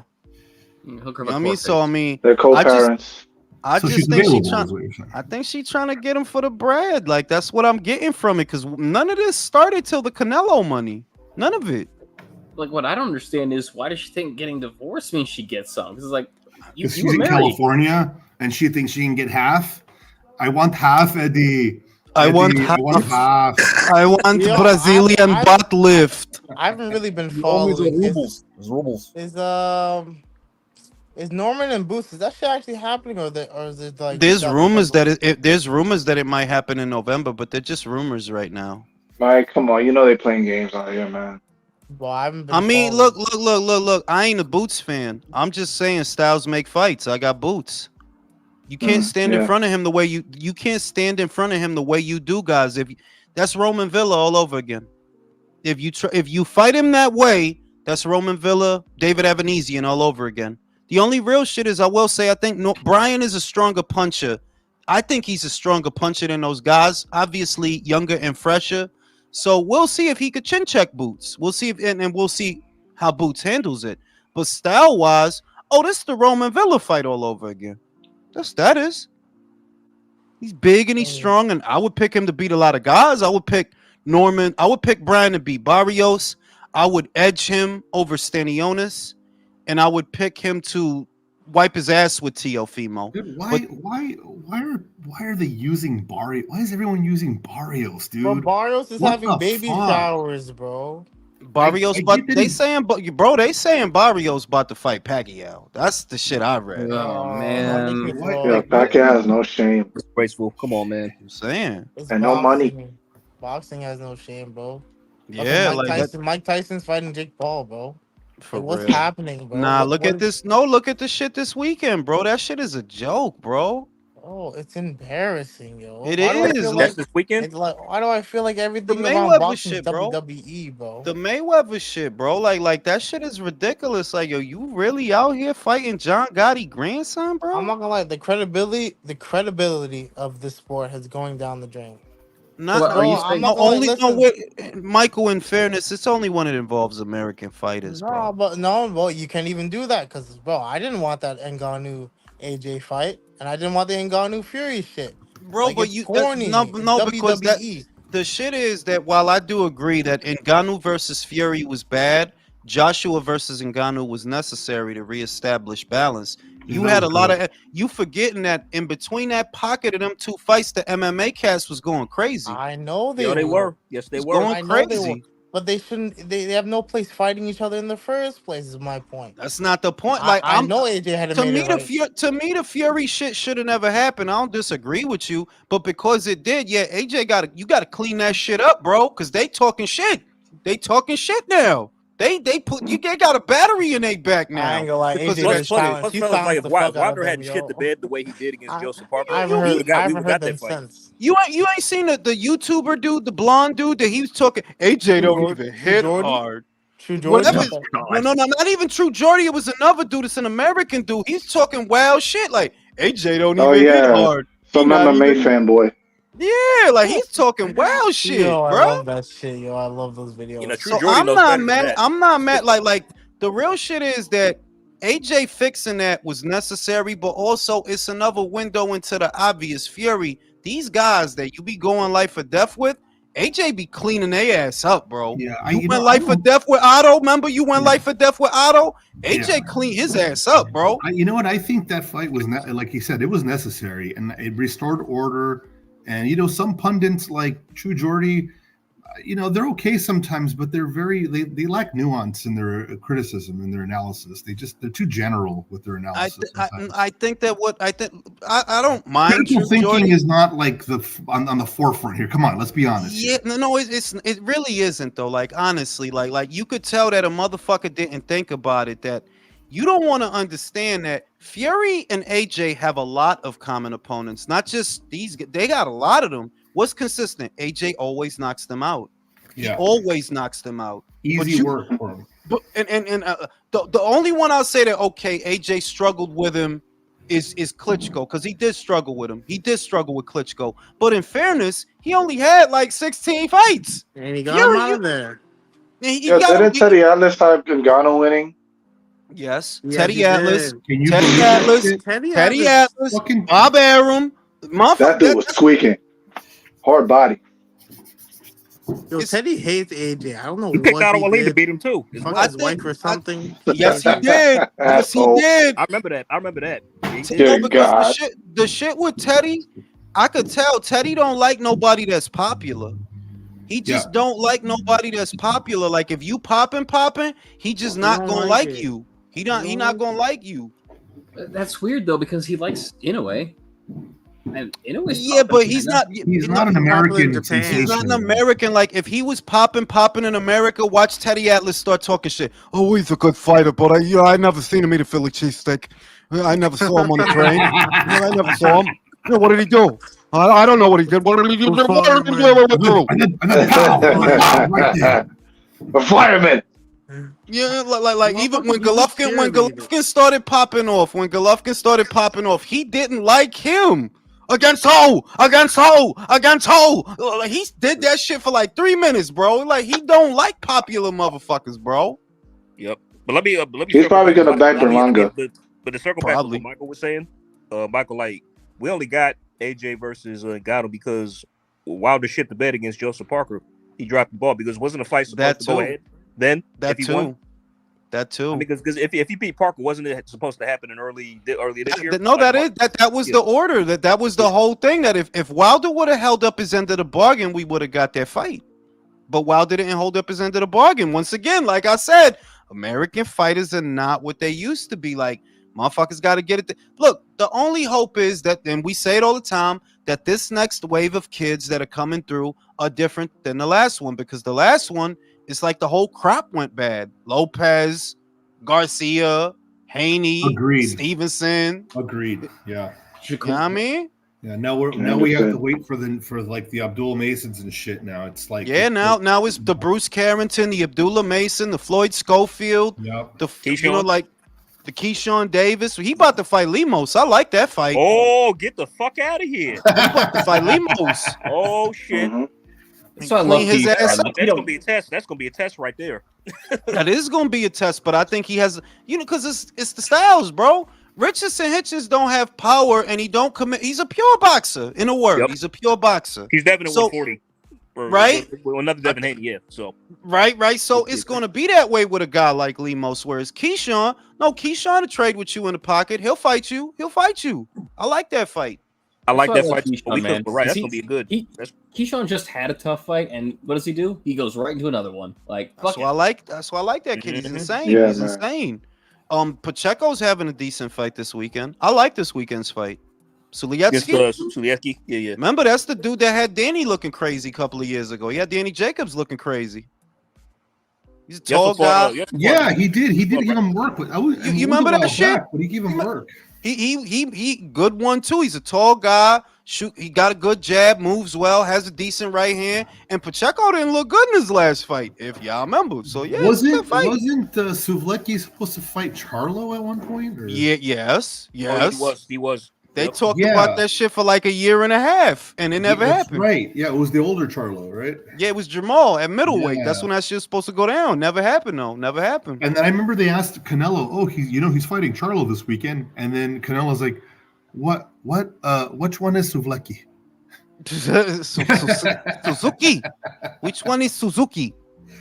You know what I'm saying? Like, it is what it is. That there's other things going on. There are other things going on. Like, motherfucking Ioka about to fight this motherfucker again. He about to fight Puma again at the end of the year. They running it back. Oh, they are? Oh, they are. That's dope. Puma announced the shit this weekend in the Argentina show that was on the Zone. He announced that he was there. He said they're running it back. They're doing it again. Where can I find the first fight at? Does anybody know where that's at? That's on YouTube somewhere. The first fight, the one they just had not that long ago. Oh yeah, you're gonna have to find that on YouTube, bro, because that didn't have a. You're gonna have to look for Telegram, which they're gonna shut down soon. But you never know. Maybe the Zone will pick it up, because I noticed the Zone is picking up a lot of international shit. They picked up some shows. They picked up a show in Germany. They picked up a show in Argentina. There's a lot of little shows that they're starting to pick up. So maybe they'll pick up that one. Shit, I would see that. But you know what that also means? Bam ain't unifying this year. Yeah. Damn, he's kind of out. He's kind of cut Because out. Kosei has a fight coming up. Puma has a fight coming up, so we getting Gallo too. And y'all know what's gonna happen. He gonna Gallo again.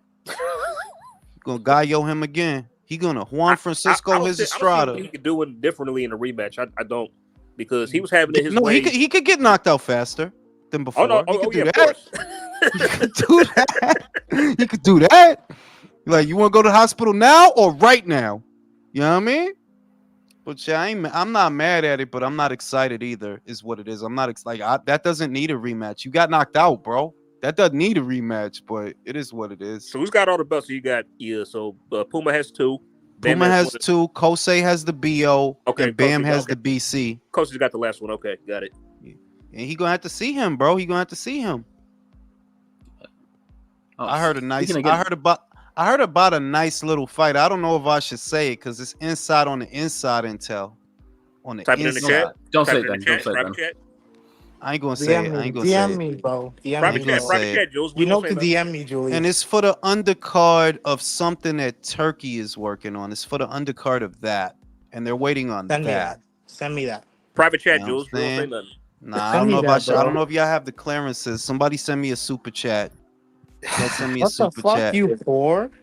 Yeah, I'm poor, bro. Send me a super chat, yo. I'm poor. Don't worry, I'll extract it from your mind. Hey, you gotta start stacking that I September. already know what the fight's gonna be. I ain't gonna So, say though. yo, it's a lot of pay-per-views out here, bro. It's not You know even what I that mean? I'm poor. Shit is crazy out here. I'm not joking. I'm giving y'all the relays where the I'm brew not at, bro. buying any more pay-per-views after No, that. listen, AJ card. Michael, the After the saving AJ grace is you're not gonna have to pay for Beterbiev versus Bivol because that fight is not a paper. That fight is not a pay-per-view. Singular fight. That singular fight. It's And not I'm a okay with that. pay-per-view. To be honest with you, I wasn't gonna buy that card anyways.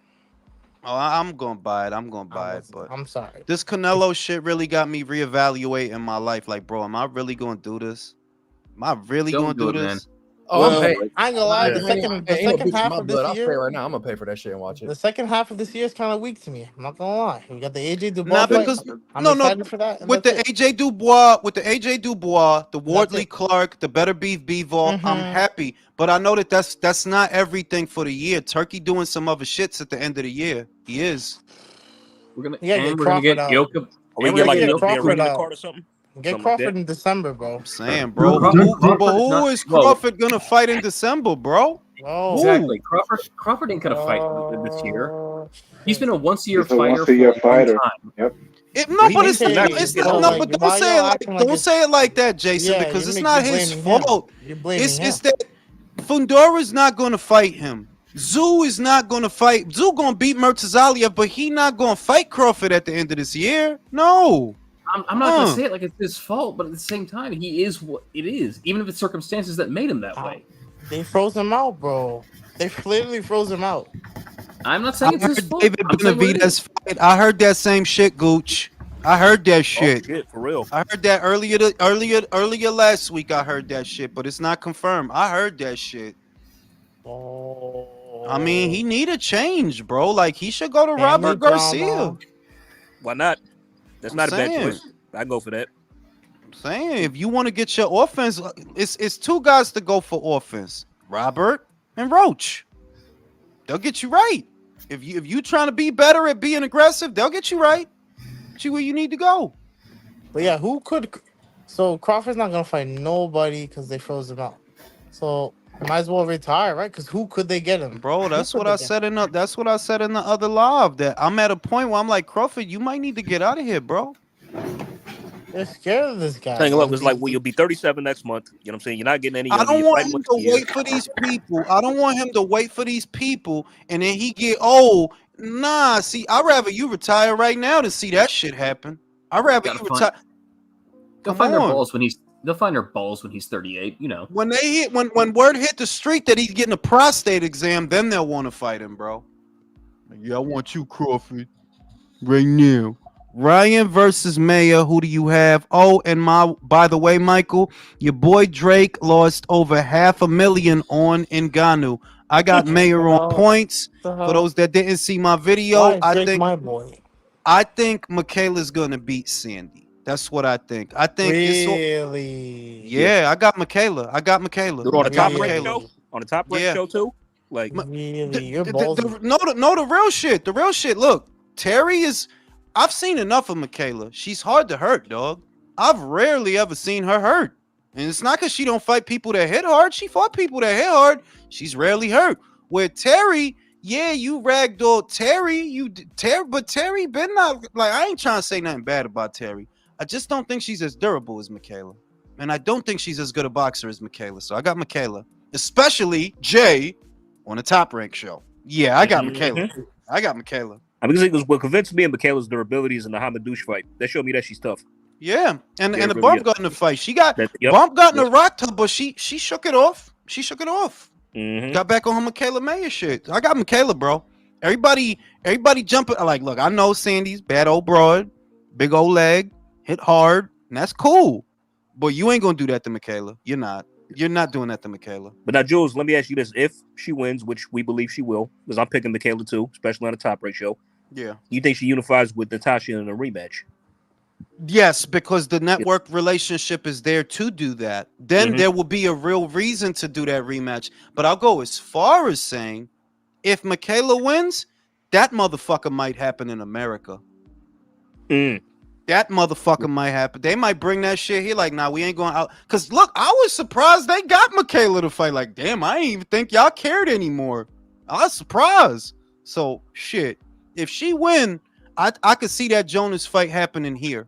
And if it does happen, so this time has she no will beat Natasha. involvement. She beats her this time in a rematch. No, they don't got no involvement. That Sandy took it, you know? Sandy took it. It is what it is. Why? I think it's because of the money. See, remember the initial plan was Lopez was going to headline, right? I think that because and Michaela was going to fight on that show. I think that because he's not headlining, they took some of the money that was going to go to him and they gave it to Sandy.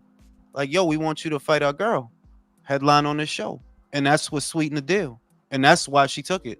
Because that's not a Matchroom show. That is a Top Rank show. That's crazy, and they crazy for that because it's like, dog, you the champion. You could have just told Michaela, yeah, come over here and I'll fight you. Why would I go over there? You know? But Randy Sandy, yo, she with the shit. Shout out to the Gooch. I heard B-Hop is no longer with Golden Boy. Nah, I ain't hear that. No. Word? What the hell? That'd be everywhere if that was true. I'm not gonna lie. What does he do? Goes in the bathroom. Like, for real. Anytime I see B-Hop there, I'm just like, what do you do? What do Goes to the bathroom and has conversations, quote unquote. Yeah, he's the point man or the hype man, I guess, for the point company. man. I don't know what the fuck I don't want to know what he do. Like, what is his position? Michael, what does he do over there? Yo, go to the bathroom with me. Going to the bathroom with people, bro. That shit is weird, bro. That shit don't sound right. Come to the urinal with me, yo. And then he's pulling up on people. He's whispering in their ears and that shit too. Like it's double. Yeah, it's some that's some super prison shit, yo. Double life sentence shit. Just imagine Bernard Hopkins sneaking up behind you, going, "Come to the bathroom with me." Is he from New York? Pussy again. Let's talk about Bro, he from Philly. He from Philly. Fucking. You see how Michael with the gay shit? He trying to say it's some New York shit. That dude is from Philly, bro. That dude is from Philly. Yo. All I did was ask from Philly, bro. But look, cause he on his super prison shit, bro. He on his who seen Oz? Who remember Adabisi? Yeah. You don't remember Oz? He on his Adabisi shit, bro. Come to the bathroom. Shit is crazy out here. Yo. We got no boxing this weekend, yo. No, we got Pacheco Sulietsky. Anybody on the good. Yo, listen, don't sleep. Pacheco got his work. I told you, that's the dude that made Danny Jacobs look crazy. Polish dude. He looked like a Polish Jason Statham. That's who he looked like. Oh, bro, he does. He looked like a Polish Jason Statham, bro. Did he beat Danny? No, but he made him look real bad. Made him look. Yeah, but Pacheco looked bad in his last fight, bro. He didn't look good in that fight. He looked. So Sulietsky, he moved up to super middle for this, right? Or has he been there for a while? You know? No, he moved up for this. He's moving up for this. Okay, so first time moving up to 168? I don't think this is no. This is not his first fight because he had two fights. He had two fights that was at super middleweight. The last two was at super middleweight. Gotcha. Yeah. But it'll be a good fight. Be a good fight. Something to watch. It's better than Mayweather versus Gotti, bro. Oh, for sure. They fired the referee in the middle of the I gotta fight. say, I didn't know that fight was happening until I saw a clip. I didn't know literally until I was on the live and you guys told me. Yeah, I know. Bro, I saw that a guy. I saw that the ref got replayed. I don't know, something about a Well, ref you know that shit being was fake. You know that shit replaced. was The fake. What shit is happened? the shit is that why would in this economy, with all this shit going on and all the pay-per-views coming up, why would you spend $41 on that bullshit? Why? What am I watching for, dog? Kermel versus overmatched opponent, and Mayweather versus Yo Gotti. Fucking, like, But you know, like even that though, this is how the casuals see that, and they're just like, oh wow, you have to pay everything for boxing. Like it's not good for the sport, but it really isn't. No, that's what Gary Jones. Everything is That's what behind a Gary paywall. Jonas said. That's what Gary Jonas said. The pro box dude, that you're gonna make the sport go extinct if you keep doing It's that about shit. It's about to. Nothing is free. Nothing that's good Nothing is is free. free, bro. Nothing Noth- like Bro, regular even fights. the zone is crazy. Their prices are crazy. I It's mean, too like much. I said, like that's y'all. I pay for the year, so all this shit y'all complain about is not my problem. I'm not Okay, paying that. most people I'm are not pay- paying a year though. Most They're people not- need to sell more drugs. Okay, well, not everyone wants to pay a year just for access to boxing. You don't even have like a guarantee that it's going to be a fire schedule. Like the zone's free schedule this year. What has really been given to me other than Ortiz Virgil versus Bohachuk. that was just other. I was just about to say other than that. Then that was in July or August. Well, that was a few weeks ago, bro. Yeah, exactly. So what about the You didn't like the rest of Estrada the year? versus Bam? Okay, that was good. That was good. This is what y'all young motherfuckers Okay, gotta stop okay. smoking weed, bro. Like y'all memory is crazy. Like Be Okay, forgetting what else was everything. free? What else was Also, free no, this brother. year, though? Also, I mean, DAZN look, has more you can sports, go like- month to month if the schedule is not up to your liking. You know, if it's not up to your standards, you could do that. yeah, But but other he than ends that, up, if you the got, shit is you end up paying more if you do that though. You end up paying more. But here's the thing. If I'm paying for a year, I want a year's worth of good content.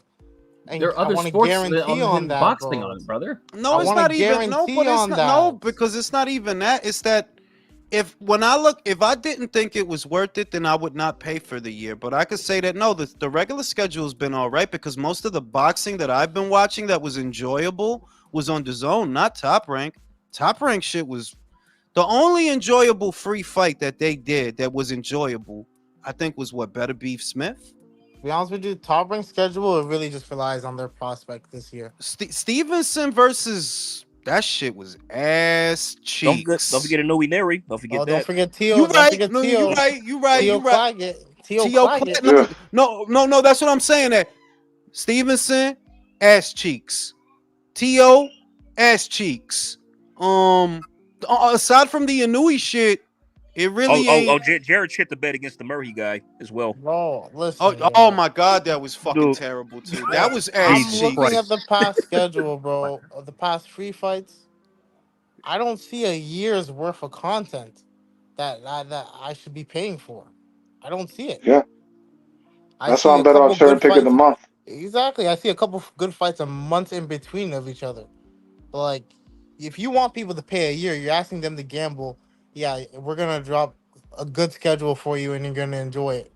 I don't have no guarantee of that. I'll say this. In fairness, there were cancellations. Like we were supposed to get Catterall versus Prograde this month. We were supposed to get that this month. That's not my problem. I'm not telling you it's your problem. I'm saying that the schedule was but you know, shit happens. Who got injured? Jack got injured, right? Jack got injured. Yeah, Jack got injured, bro. Yeah. And that's one fight though. What about the rest of the year? Bro, the rest of the year is not over. I haven't seen nothing announced, bro. We got 4 more months, man. I haven't seen nothing announced, No, I'm gonna tell you what the shit is. No, I'm gonna tell you what the shit is. Michael is a fucking Aries, and you can't talk to these motherfuckers. He already made up his fucking mind. He just want to tell us. He already made up his fucking because mind. what's announced and what's even even in talks right now, bro. The Matchroom versus Queensberry 2, I believe, is Another in talks. pay-per-view. Oh my god. Bacoli versus Chang, but another pay-per-view? I'm saying, bro, you gotta pay. You gotta get it how you live, bro. What you want, shit free? You want Just say shit to be less, free, bro. Bro, this yo? business is being like You want Samson shit right to now, be man. free, You yo? got to What you want pay. Eddie? On pace You to want become Eddie a to drive distant to your memory, house, bro. buy you Chinese It's a food, distant bro? memory, Eh, bro. I'm eh, a fan. I'm a you got customer to too. pay. You can't just, You bro. gotta I'm in pay, college, baby. You bro. I'm gotta in pay, college. yo. I'm You not gotta rich out here, pay. man. That's a Come pay per on, view come later. on. You in Canada, you getting Canadian money. What they call Bro, Canadian money? you know what's even worse, bro? It's even more expensive for me. That Crawford card was $108 for me. Yo, what y'all call Damn. Canadian money? Wait, cause in Britain they It's call it CAD. pounds.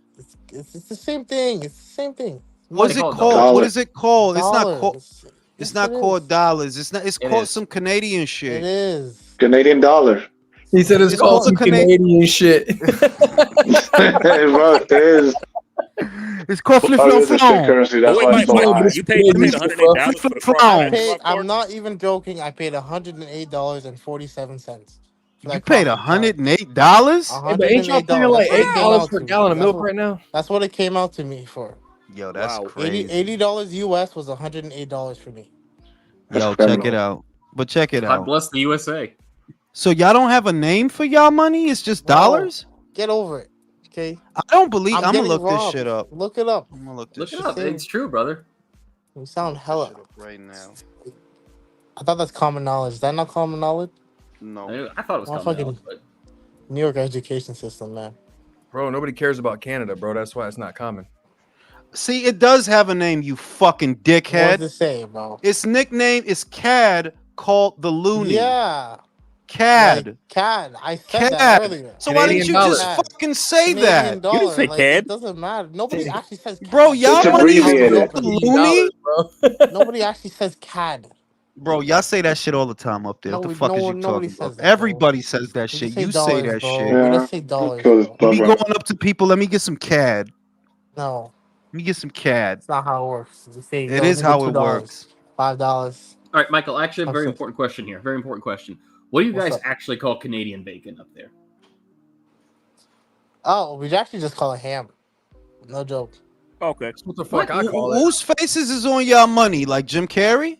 I got Ryan Reynolds on the new. It should be Wayne Gretzky Ryan Reynolds. by now. Canadian, You know, important Canadian Jim Carrey. Him is the Or man. Tim Allen. Pamela Anderson. Pamela Anderson. She's an important Canadian. She was. Whose faces is on the money? Like, what is it? Like, is it a maple leaf? Honestly, bro, I actually don't fucking. It actually is a maple leaf. Nah, on one of you're them. not gonna On fucking one of tell them. me. On one of the on the Queen I think it's on the Elizabeth. quarter. On the quarter, there's a maple leaf. And then the other ones, I know on the Looney there's like a goose. And then the rest I don't know, to be honest with you. What is with Canada and these whack ass symbols? Geese, maple Bro, leaf? we got an eagle on our fucking quarter. You got a goose? Nah, no, bro. Fucking eagle is some shit. Have you ever seen The a goose bald is on the eagle? $1. Bro, have you ever seen a bald eagle? That No. shit is big, dog. Bald eagle's a big motherfucker. And they're bad motherfuckers, bro. They are, like- they'll grab a whole deer, carry it up to the sky, and then drop it. It was one time when I was in elementary school, they brought these animals and shit. And I remember that you don't realize how big them shits is until you see them. Them like, them They're shits is huge. huge, They're bruh. huge. They're fast, ferocious. For real. Shout out to the bald eagle. Why do they call it a bald eagle? He's not bald. Because the white Hair because all of The white bald head. eagle. Hey, the bald eagle is all it is. It's man, check it. It's either a golden eagle or a brown eagle, like the Mexican one. I think it's a golden eagle though. But all it is it's either a golden or brown eagle, but it's got a mutation that causes its tips to be white. You talking about the fur on the head, right? Yeah, they got the white dome and they got the Yeah. white ankles and Feathers, shit. yes. Yeah, got white ankles and then the white head. Yeah, That is a it's majestic mutation. fucking bird, I wanna say bro. It's a golden eagle. You can check it out though. I think it's the golden eagle with the mutation that causes the white parts. That's a And they grow a majestic little fucking larger. bird, bro. That bird is special. Shout out to the bald eagle. That bird is special. But yeah, I just went through the whole schedule for the free schedule on the zone this year. Everything that's happened so far, ain't nothing, bro. There's nothing. No, I wouldn't say that. There's none. You literally got 2 fight of the year candidates, and no, they were not spaced together. Bam versus Estrada was not spaced close to Ortiz versus Bohachuk. It was not. No. And I don't even think Ortiz I'm not is fight of I'm the year. Not the Bam fight. How is that fight of the year? no knockout of the year. Knockout of the year. Candidate for that. That was a good ass fight, Michael. You just like being No, negative, that was bro. a good ass fight. I want to be positive, bro. No, you a But if I negative feel like person. there's nothing- You a negative call cap on person, that. bro. Like you a I call negative absolute Yeah, person. bro. I don't know what to that. tell you, bro. I don't know what to tell you. Oh, what if this fight doesn't happen? Oh my goodness, that's Everything you. where every like he never got nothing good to say about nothing, bro. I thought No, Canadians was it? Yo, is it me or did Canada? Because I remember Canadians The last being time happy. I remember Canadians born being in New happy. Jersey for the I last. don't Yo, it know just what hasn't been I the just same since live Drake here, lost, bro. man. I Come just on, man. live here, bro. You know that. Yo, Debbie down her ass and live shit. here, is bro. you like Hockey Eeyore season- now? Like okay. Well, no, hockey season has ended, so it hasn't started back up yet. So okay, I don't yeah, even Michael's still in watch the press. fucking hockey, you prick. Yo, don't fucking lie. Don't For the fuck. last- You for the watch last hockey, bro. fucking time. You watch I watch fucking. You basketball and play boxing. hockey, I bro. watch You got the basketball and whole boxing. shit, I watch basketball and boxing, bro. bro. And You no wrong play with For hockey, the last bro. time, I just live in Canada. I wasn't Hockey's a born shit. here, bro. I ain't got nothing against hockey. That's why I don't know why Michael lying about that shit. He know he Shit's watch ass. hockey. I ain't gonna lie. that Hockey's shit's dope as boring. hell. I love Hey, that Jules, shit. have you ever seen Goon? Hockey movie? I ain't seen Goon. That's a good movie. Is that Pretty that's I've one seen with Slapshot. that's one Yo, with Stifler and shit Yep, from American that's the Pie? one. That's the one. Is Yeah. Adam Sandler funny? Nah, he's not. No. I never thought he was funny. Hey, can't fuck with Mighty Ducks, man. I can't fuck with Adam Sandler though. I never thought he was funny though. Like I'll be real. I never Nah, thought he you know was who's funny. never I'm not gonna funny, lie. I have bro? to get more with some funny Jim shit. I'm not gonna Carrey lie. was never. No, funny, he was bro. funny. He was. Whoa, I'm whoa, telling- whoa! What'd you just say? No. Jim Carrey Wait a was minute. never funny, bro. No. Let me say this. He was funny on In Living Color. He absolutely was. I don't think Mask was funny, and I don't think Ace Ventura was funny. Other people did. I never thought either of those shits was Wildin', funny. bro. Liar, Wow. liar, I never didn't, funny, bro. I Hey, didn't. check this out, I mean, bro. I can Nah, understand bro. about the Jim Carrey's mask, but Ace hilarious. Ventura, Even no. when I was a kid, I never once laughed anytime I saw Jim No, Carrey, bro. when he would play the horse bitch on In Living Color, and he try to Oh, Vera de Milo, bro. Hey, bro, Jules. Hey, you don't want me to do it, bro. I'll do it right now, bro. Hey, my dude be like, hold on, I gotta do this. Remember when he's like, what can I say, Don? Girls see me, they want to be me. And then he got the trophy, and he was dipping, and he's spitting it, and he's like, Wait. Y'all remember he was the That's my background shit, guy? bro. No. I'll say this. That also when he was on Saturday Night Live with Will Ferrell, that's one of the funniest Saturday Night Lives I ever seen in my life, bro. Yes, Like bro. that shit was funny as fuck. But I think the point Michael's making is a lot of the shit he known for is not funny. I didn't think Mask was funny, bro. I didn't. Dumber and Dumber was not funny. Bro, Did y'all know he auditioned for SNL in the early '80s and they didn't hire him? Yeah, I heard that shit. Yeah. But you know what's crazy about him? He got real chops because my favorite Jim Carrey movie is Bruce Almighty. It was a good movie. Yeah. No, not Bruce Almighty. The one where he's in a reality TV show and everybody keeps watching him. The Truman Show. The Truman Show was good. The Truman Show was good. That was good, and he was good in Kick-Ass. He's good in Kick-Ass. Yeah, the second one. Yeah. He was in Kick-Ass? He's in Kick-Ass. He's in the second one. Oh yeah, he was like the Colonel Stars and Stripes. Yeah. That's crazy. Yeah, Yo, those beat his movies are funny. ass. I'm so mad they never made a third one, bro. I love those movies, bro. Yo, Chloe got too fucking old, bro. Chloe Moretz, she got too fucking old, bro. But like, come on, man. I'm sorry, like he killed Jim Kelly stole the scene. It's like y'all remember that scene when he was he had his dog chewing some guys like there's a dog on your balls. Yeah. You know why they never made a third one? It's because they scrapped it and made Kingsman instead. You know, you watch. I have not seen that shit once, bro. The first one was good. Oh, those are good movies, Jules. You like them? They're good. The first one was good. I don't know about the second one. The second one's mid. One of them. They're good. I enjoyed them. I liked them. I like them. Yo, you know, I was so shocked at how. Yo, can I say this? I don't know how it was for y'all. The first time I seen Kick-Ass, I was like, yo, this is one of the best movies I've ever seen. Oh yeah. Yo, when he killed Nicolas Cage and she shooting through the shit and he screaming the commands, I was like, yo, I didn't think this shit was gonna be like this. I thought this was a comedy. This is some for real shit. That shit was dark. That shit was so dark. Bro, I didn't know it was like I really thought, this is just some goofball parody about superhero. I ain't know it was gonna be like that. I was like, yo, this shit is good. Now I enjoyed. I don't know about y'all, but I enjoyed both movies. But I thought the first one was better than the second. What do y'all think? I thought it was I thought that movie was gonna be comedy, and then they showed the scene where it's like, remember where they're watching the villains are like watching the security camera footage to see what happens. Oh yeah, that one comes in and just starts killing everybody. And it flips Bruh. back to them. Their mouths are open. That was sick. That scene was sick. That was probably the best scene in the movie. That shit was real. Like I was so shocked because I had no warning. It was just, I think it was on Netflix that I seen the shit. I didn't go to the theater to see it. I just seen the shit on Netflix. I was like, fuck it, I'll watch this bullshit because people were saying it was good. I was like, yo, this shit is crazy, bro. It was a good ass movie. It's pretty So violent. good ass they never movie, made a bro. third one, bro. But what would it have been about, Michael?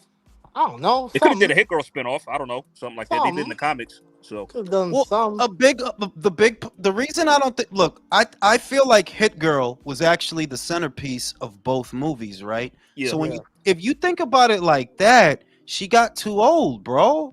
Chloe got too old to keep being Hit Girl. I mean, it's like between the first and second movie, she really got big. She aged a lot. Yeah, you could see the difference from the first. She's a little kid in the first movie, bro. And in the second movie, she already looked like she in her 20s.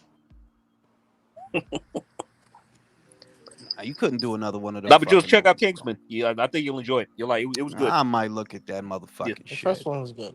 Good spy movies. I can promise you that. The first one was good. Yeah. Might look at that shit. I don't know why. I got Damn, man. I got a boxing question. Assuming Inoue doesn't slip on a banana peel. We don't talk boxing here. Shut up, Michael. Assuming Inoue Sam doesn't slip on a Goodman, banana bro. peel, Sam Goodman. I know that, Sam but Goodman. do you think that him and Sam Goodman and Ioka Puma are going to be on the same show, or do you think they're going to be on different shows? Different shows. You know that those are different promotions. Ioka's people. Ioka Puma, they're doing a rematch? I mean, like, yeah, they're doing a rematch. That's official. No That's way. announced. Oh, shit. That's announced. The thing is, you know that those are different teams, Ioka's team and Inoue's team. That's the way it's been, you know? I would love for all that to be on the same show. That would be fucking amazing, dog. Ioka versus Puma 2 and that shit and Inoue. But they ain't gonna do that. I don't think they're gonna do that. I don't. Yo, who the fuck got that Mariah Carey playing? I can hear that shit. I'll be back. Ugh, Mariah Carey. You know they're going to start playing Christmas songs now, don't you? Soon, September 1st, you all going to start hearing some Christmas songs. I promise you. Ugh. Yeah, motherfuckers piss me off, bro. They be acting like Thanksgiving don't even exist. As soon as Halloween ends, they put up Christmas lights and shit, man. Get the fuck out of here. Man, they don't even wait for Halloween anymore. It's like, the fuck? Yeah, exactly. Yeah, some motherfuckers start before Halloween, bro. And that pisses me off because that's my birthday. Shit, we trying to get me out of here with sharing birthday with Jesus already. Like, what the fuck? God, all I want for Christmas is you. All I want for Christmas is Mariah Carey to never sing a song ever again. Oh, did you all see Fulton on Twitter? We're talking about the referee that got fired during the Mayweather debacle. No, I didn't see what he said. I saw the video about the whole. I mean, yeah. Actually, I saw the fight. Apparently, it's the same guy who refereed the Fulton Inoue fight, and Fulton was like, he said, trying to get his words exactly here. Not saying I wasn't losing, but this is the same dumb motherfucker who didn't do nothing. Oh, I saw that when we talking about when the glove touched the canvas and he got hit, didn't say shit. Yeah. I did see that comment. Okay, yeah. Wait. Fulton said, was he talking about the Inoue fight he had that he wasn't losing? No. He said he was. He said like he even said it's not that I'm saying I wasn't losing because he was like he was losing. Yeah. But when he got hit and then apparently his gloves did touch the ground and Inoue just sprang on him. Oh yeah. Well, hey. I didn't say anything because I was like, I don't want to get into fucking Twitter spats with boxers. Like I've gotten into too many Twitter spats as it is. But it's like, bro, what's he saying? What's he saying? Like he like when he got dropped, like when Inoue hit him with that shot, the ref should have been quick to jump in or something. Yeah, he's saying the ref should have been quick to jump in. That he was a bad ref. He's saying the ref didn't give a fuck when it happened to me. I'm just like, bro, like, what do you want him to do? Dude, it's a fight, man. You know what I'm saying? Like, would you expect him to like lay off after that or what? Just automatically? No, like Inoue was on you, like what on Rice, son? Like, what was the referee supposed to do? Bro, he saw an opening, he went forward, he hurt you, then he capitalized. You know what I'm saying? If your glove happened to hit the canvas, like the ref can't just react just like that. You know what I'm saying? Well, no, he was mad the ref didn't admonish him or give him a warning or say anything to him about it. That's why that shit. Oh, yeah. Well, you know. I mean, the ref at that point was probably just like, this should be over soon. Well, let's just say that didn't happen. Inoue was still going to beat him regardless. So I think we could all agree on that. Yeah, he was still going to knock him out in 2 seconds. Like, what was he going to do? It's like, what was he going to do? Just shake his hand a little because bit? Literally, because literally he said himself he was losing the whole fight. He literally lost every round. I think I probably gave him one in the whole fight. If you're generous, for real. Like, but like Fulton's been pissing me off lately because it's like, bro, he was pissing me off before the Inoue fight got made because he was talking mad shit about a bantamweight. Like, bro, ain't you a super bantamweight? Why aren't you talking shit about MJ Akmadaliev? Like, yeah, make that fight. I mean, well, he did MJ lose around that time? That he MJ still had the belts right when they fought? No, like MJ lost like a couple months after that, right? Okay, that's okay. He lost after. Got it. But yeah, I mean, yeah, there was a lot of shenanigans going on. I mean, we know the PBC had it work. So I mean, but I give Fulton props for taking the fight because I thought he wasn't going to. So like I give him props for taking the fight, but it's like he was moving annoying before that, and he's been moving annoying since then. It's like, yeah, I mean, you haven't rebounded off your loss yet. You're fighting on an undercard, bro. I just seen fucking J-Lo divorce Ben Affleck for the upteenth time. Oh yeah, of course. Yeah. When is he gonna stop fucking with that old bitch, man? That bitch ain't right in the head, No bro. surprise. He loves her, bro. Yeah. Nah, she just suck a good dick. He loves her, bro. She got a fat old ass. That gotta be what it is. Cause I'm like, She does look great for her age. I will say that. I mean, but that dude was stressed, bro. Every picture you seen of that dude with that, bro, he was stressed, bro. Like, you know, y'all know why they called it quits. I heard that this is just a rumor, but he kept wearing the bat suit to bed, and she got sick of that shit. Nah, you ain't hear that shit. You ain't hear that shit. No one is gonna get sick of fucking Batman. Just I know that's Cap. Bro, that bitch is problems, bro. You can see that bitch is just straight problems, bro. Probably too high maintenance, a lot of other shit going on. That's but, what I think. I heard, but I was talking about it. I did a swing shift at work yesterday, and somebody there told me the reason why they called it quits is because, like, y'all know that documentary she did, right? She did some documentary like to coincide with the new release of Robin. She put a lot of personal shit in there that Ben Affleck didn't want to be shown. Yeah, how does any of us know that's why? what pissed him off. It's None that of us juicy know ass. why. Yes, Nobody that's why actually it's knows that why. that juicy ass that he likes to get in there and just unloading it. That's what it is. Why are you whispering? Why are you whispering, bro? Yo, he took the mic and was like this, yo. I just want to see her juicy ass. Juicy ass.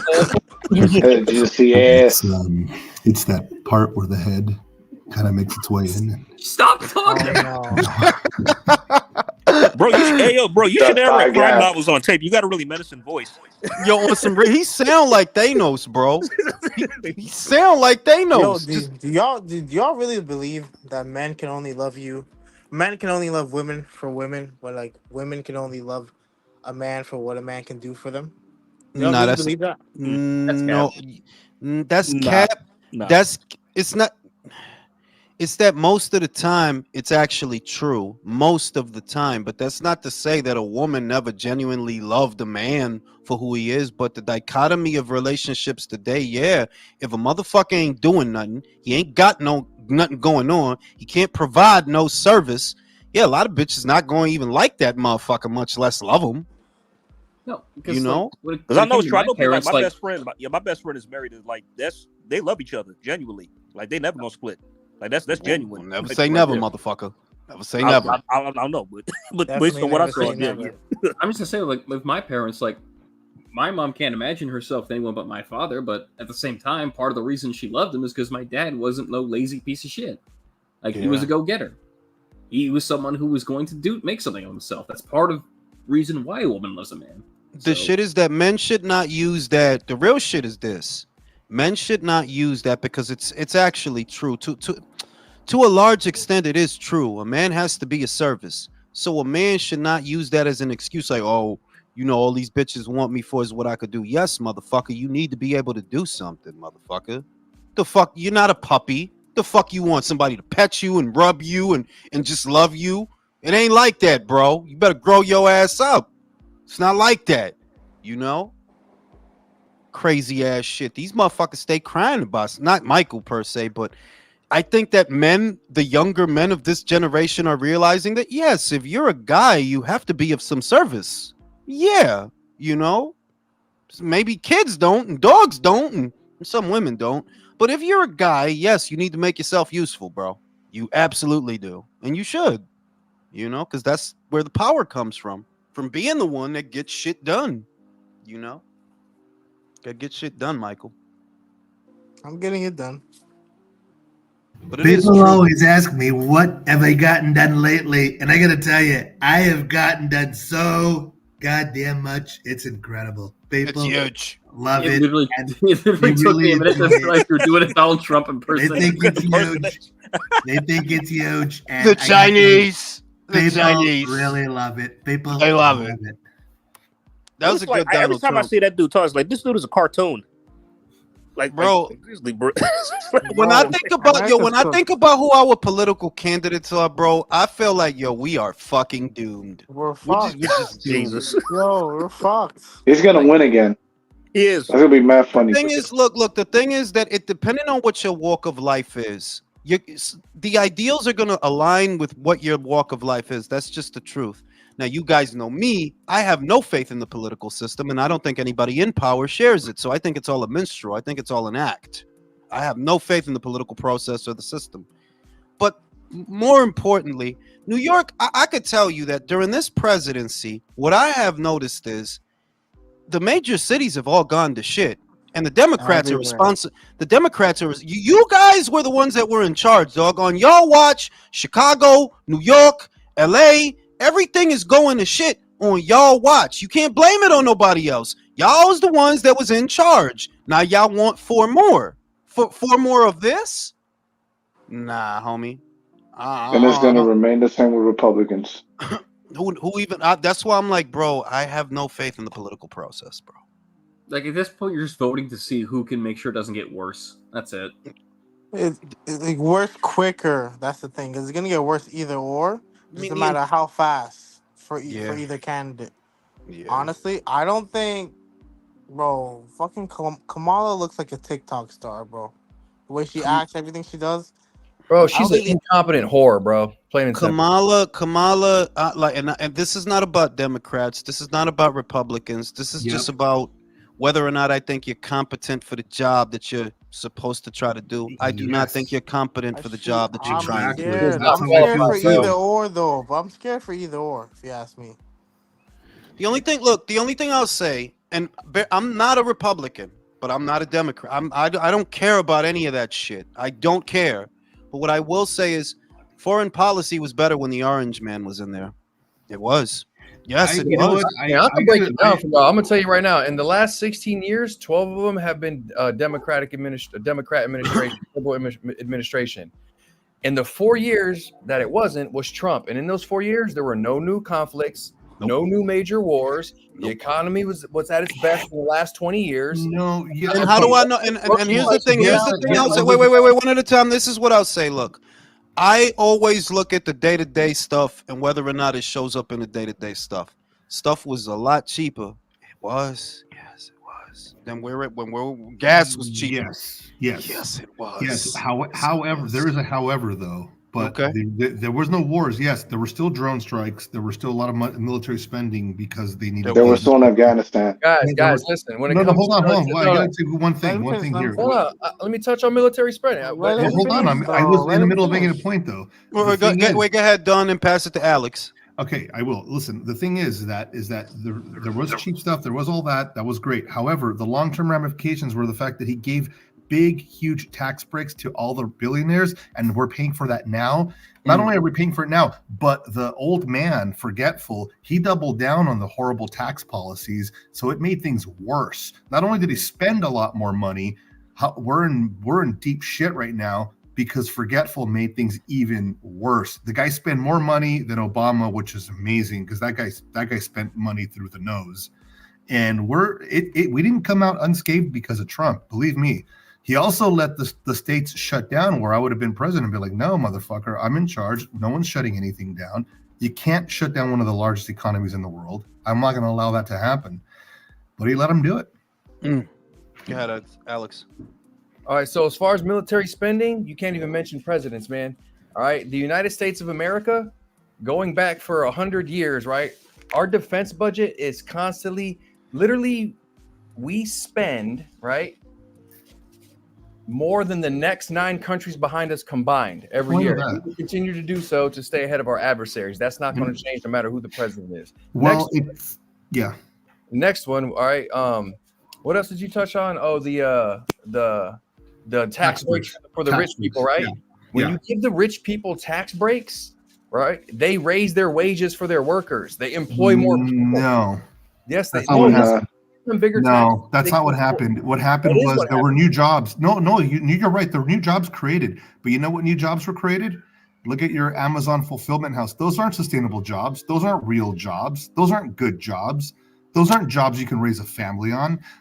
He did create a lot of jobs. A lot of jobs went up through the ass when Trump was in office, but they were only for fulfillment center workers. That went up through the roof, and they are giving them a hard time unionizing. Those places are not unionized. My sister fights for union workers and rights, and she cannot get those jobs unionized. Yeah, but you're those mentioning workers are Amazon fucked. fulfillment jobs, bro. There's hundreds of thousands of different types of jobs and different. I know that, but the jobs that were raised, the majority of the jobs that were raised were low-paying, low-wage jobs with no benefits. No, that's anecdotal. You're gonna have to give me. No, some it's not. We have. The evidence is that federal minimum wage hasn't moved a dime or a penny since 2009. We're still at $7.25 an hour. That is true. Yeah. So inflation. Listen, you can't stop inflation, but of course you can. Stop printing money. Do you know who set those inflation policies? The CEOs. Can I say something? Shareholders. Well, go ahead, Gooch. On behalf of the shareholders. Go ahead, Gooch. Okay, so look, the inflation we're experiencing right now, there's a direct correlation with COVID. The expansion of the money supply that went on, excuse me, bailing out the corporations, and not only that, bailing out people. Now, they had to bail out people, because if not, there would have been revolution. You can't continue to bail out companies without helping the working class. That is the inflation that we're experiencing now. So, and not only that, I'm sorry, I've been running companies for a long time. Companies do not, they get a tax break. They do not hand that over to the working class. All right. What they do is they pay what they can. All right. So what the market will bear. So this myth that billionaires create jobs, demand creates jobs. How do you create demand? You build a strong middle class. History's proven that. All right, you had the Great Depression. What came out of that? You had a big socialist and communist movement. All right, what happened then? You had the creation of unions. Unions built the middle class. Unions created a 40-hour work week, overtime, health benefits, all of these things. So the only thing that's happening, the biggest thing that goes unsaid in these last few years is that now you have super billionaires. The expansion of the money supply, most of that has just gone up to the top 1%. That's why you have super billionaires. You've got these guys, manipulating the market, jacking up their stock prices. Exactly. I mean, this has nothing to do with the president. I'm sorry, the president is a puppet. The presidents are owned and controlled by the billionaires. Yeah, the billionaires decide who we vote for. Yeah, it's all about interest rates too. Like whoever's collecting the interest on these loans, and these loans, what they do is the bank lends it to you. You put it in the bank loans it out. Then now the government has to print more money to have more money in circulation, to have actual hard cash in circulation. Now what they do is they print more money, devaluing the money that's already been loaned out twice by the same bank. Now they give out another loan. They give out another loan with another interest rate. The money that's being actually generated is that interest rate because it's being earned by the taxpayer. Me and you, whoever's taking out the loan, is earning money We're keeping that money. We're putting some of it in the bank, mortgage, rent, and then we take $300-500 a month, and we have to pay back that loan. That's hard cash, and that cash, that interest, is going to the rich, and that's it. Everything else is false. It's baloney. Oh, the real kicker is the real kicker is that these big corporations, these super rich guys. Oh, how do they get all their money? Do they pay themselves huge fees? No, they pay themselves in stock options. Why? So they can mortgage those off to the bank and get everything in tax-free, quote-unquote, debt. Yeah. This is a good tax loophole for you guys to also figure out here. If you're making money every year on a small business or on your own business or something, you're barely making it out there, or you don't want to pay as many taxes because taxes are like what do they tax you? 35% of your income right now. So what you want to do is take out the loan, pay yourself with the loan, put all your expenses, take part of your business expenses, pay back the loan because the loan is 7-8% interest rate. It's a lot better than 30% tax rate. So you save yourself a lot of money. Cheat code. One more thing. A few lives back, you guys were talking about this movement, this communist socialist movement. I'm sorry, that is all propaganda. The billionaires run this place. They own this. They'll let some of that stuff out to create dissent between the majority. And who is the majority? The majority is the poor and the working class. It's just like we have socialism for the rich, but rugged individualism for the poor. Yeah. Well, there's so many identity politics out there that they make it seem like that's the real issue at hand when it really isn't. It's not. And the identity politics for you is this: the homeless can sleep on the street, they can shoot up drugs, and they won't get fined $1 because they have no money. But if you and I do it, it's an extra idiot tax that we have to pay because we get paid for it. So that's the dynamics of our situation. They virtue signaled so you can feel sorry for these people, and then when it comes down to it, if you get caught with an ounce of whatever, coke or whatever, they're shooting heroin, right? Yeah, but they have no money, so they're not guilty. Yeah. Fuck, are we gonna waste? What the fuck are we gonna waste money penalizing fucking homeless people for? It's catch and release, man. Will said, I'm sure the pipeline Biden shut down didn't have 10,000 people laid off. You ain't political speakers. I don't care about your opinions on politics. Here's $10 for the Chinese beer fund. Damn. God damn. Damn, what was it? $10? Wait. The thing is that what everybody's saying is I feel like it's just another extension of what I said. The political process is a farce, bro. That's a minstrel show. That shit is not real. They're not sharing power with us. They do favors. They do favors for the big companies that lobby for them. They are put there. This whole thing we're doing, it's the illusion of power, the illusion that we can affect what's happening around us. I don't actually think we can. They serve their masters. Yeah. Yeah, like you, Jules. I'm not Republican. I'm not Democrat at all. I don't give a shit. The only thing that annoys me is with the Democrats. It's always, and I mean always. It's a identity politics. Yeah. I'm with her, or she's for the urban community, or I'm like, okay, well, what the fuck is her? What the fuck is her? Because it's not like if we get into this is why I don't engage in that debate. I don't even get into it. Because you ruffle feathers if you do. That's one. But it's not about being competent and capable anymore. It's just not. Exactly. It's a gigantic pity party, is what it is. It's just a pity party. Pretty much all it is. It's victimization culture. It's pity party. It's targeting people that are thinking with their emotions and not their brain. Remember, right? That's just the tools that they use to keep everybody distracted, divided, keep everybody divided. That's what it is. You got to look beyond that. You got to vote. You got. Totally. It's all a game. Look what they just did to RFK Jr. The guy's totally sane. He's normal, and they made him look like a nut. They made him look like he's fucking crazy. Why is that? Why is that? Because he's talking about a unity. He's talking about unifying the two polarized sides.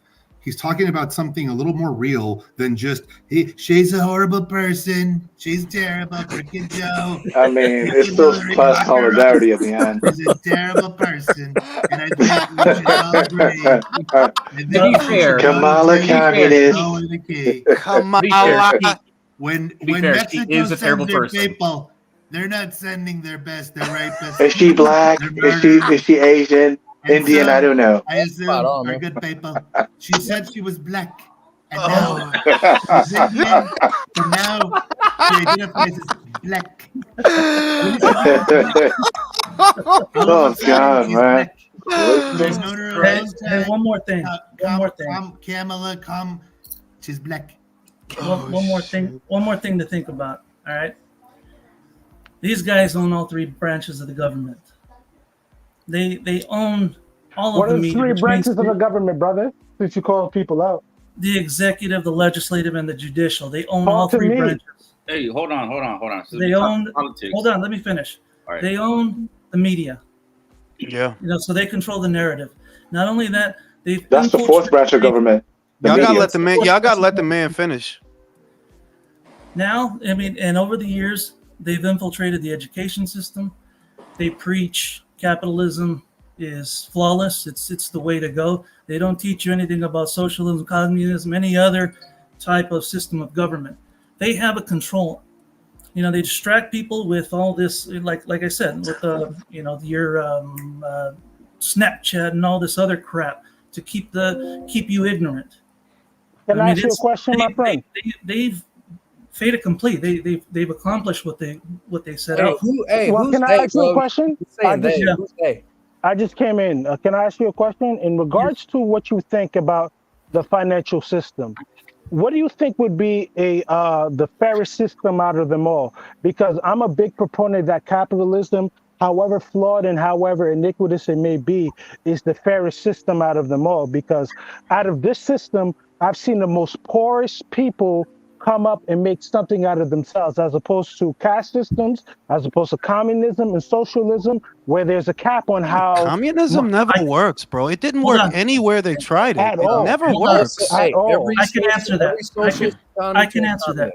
I can answer that. True capitalism is not what we have. We have, what are roads? That's socialism. What's the fire department, the police department? Socialism. You're not going to That's what he said. He said, however flawed, it's still the best system. However flawed, yes. Okay, but look, as far as wages going up, that's an unintended consequence, because capitalism, what it breeds is profit.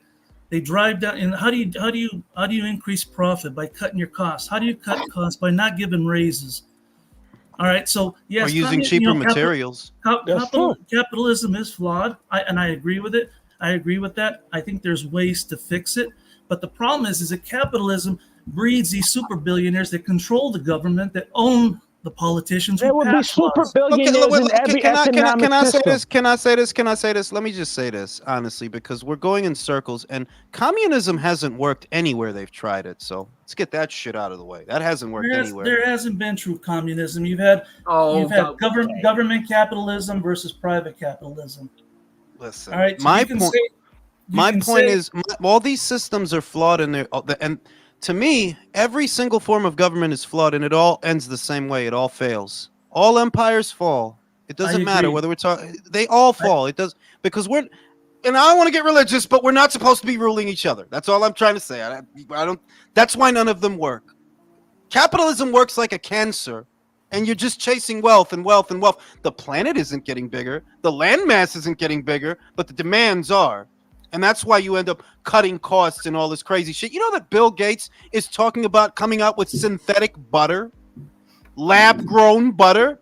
I don't want to eat that shit, bro. Well, listen, Jules, it's been happening for a long time. After World War II, they genetically modified wheat to. I can't believe it's not butter. Yeah, exactly. To promote the substance of wheat growing. Can't believe it's not capitalism. Yeah, the population was growing. They did the same thing with corn too. Corn's a piece of shit, right? Yeah, corn, bananas. Now is genetically modified, and it's been like that for years, and it's really fattening. And what's the last time? Let me ask you a question. What's the last time you're seeing watermelon with black seeds? Yo, on some, I I literally know, I bought a haven't. yo, Yeah, bro. I good literally point. bought that. It's getting Good scary point. out here. It's Yeah. getting scary out here, bro. That's true. That's because Monsanto, which was a giant corporation, I think they got sold to Bayer last time I checked. Well, They they're the bought people all that like did the harm. they bought all every stage of a fruit. They want to have like intellectual property over it. And Yeah. to me, that's capitalism Why do you in like in a why do you nutshell. think why do you think That the is kids are so insane. why do you think the kids are so soft nowadays? Why do you think everything like But back in Chris, the argument that is being made sounds a lot like capitalism breeds the door for a level of corruption that infiltrates all levels of government. Is that the corruption argument? comes from fucking people, irrespective of what government you have. It's people. It's people. You're right. Jules No, and you're I absolutely always right because no, it but happens in every facet. Listen, if you're a communist country, if you're a socialist country, there's people, corrupt people. That's all it is. People need. we're always going to Do have we a need rich class shorter of term people. limits? Look, at a minimum, listen, just simplify at a minimum, right? Like you mentioned, like, oh, capitalism just breeds all these greedy billionaires. Cool story, bro. But guess what? That's less than 1% of a capitalist economy are the billionaires. Less than 1% of hundreds of millions of people in a capitalist environment. Everyone who comes out of a fucking vagina or a fucking C-section, right? Have a chance to win. No matter what the status, is in control of their own destiny. That's a fact. And there's also nepotism, you guys. There is also nepotism, and that does play a role too. I don't like that word. I don't like it that liberals like to use that, but that's true. There is that. There is legacy. There's nepotism with schools. We have to money. understand there this. is that. Yo, bro, you're right about all these things, but I've seen people overcome a whole gaggle of bullshit to make it big in true. life. There is that too. That's an excuse, bro. We have to stop making excuses. Like there's everyone here on this panel has overcome some bullshit, whether it was fair or whether it was fucking put in your life or what have you. So at the end of the day, capitalism is the only fucking place where you can fucking be super duper poor one day and the next day you can be rich. Yeah, Bro, that's true. That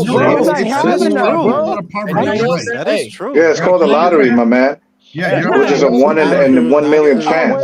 Everybody has a chance here. Everybody has a chance here. Everybody, let me read the super chat and then I'll pass it to Gooch.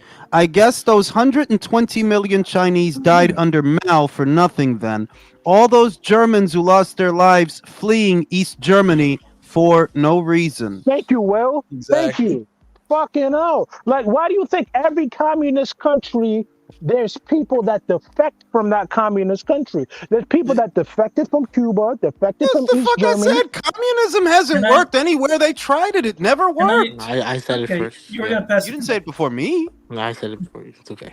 It's not an original idea anyway. Bro, you're Canadian. You're like in a communist monarchy thing up there, bro. Trudeau, he comes, he smacks you guys around, takes your lunch money, bro. He does. Can I say something? Good. All right. So look, I've been vice president for companies. I've run companies and all that. All right. I don't have a college education, but somehow over the years I've managed to move up and make great money. The one thing that I've learned along the way is that not everybody has the capability, not everybody has the skills or any of that, because that comes into play. I've seen guys with master's degree that can't even run a production line. All right, so this myth that anybody can become a billionaire is bullshit. It's complete bullshit. I'm not saying that. Hold on, let me finish. Whoa. Let me finish. And because of that, it is my responsibility to make sure that those people are taken care of, to make sure that I fight for them to get them their raises and all that. But are they capable of doing what I can? No. But you know what? Maybe one of those people can.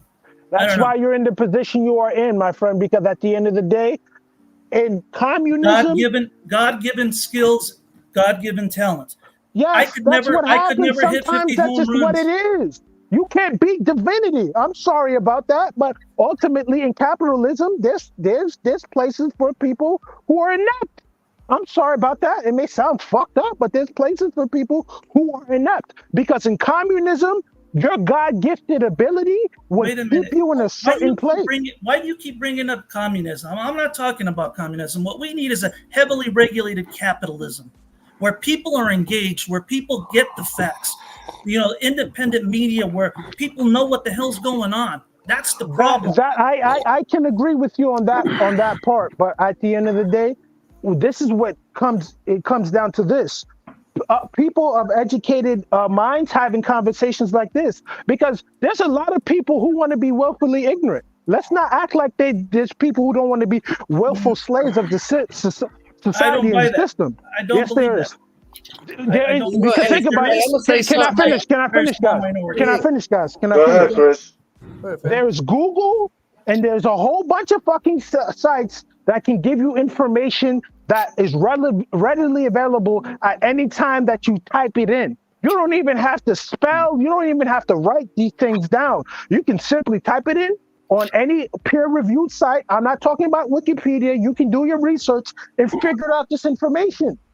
Nah, bro, we understand. We do need heavily regulated capitalism. I agree with you wholeheartedly, because when we realize when there's loosened up regulations, it's bad. Like, I'll give you a perfect example.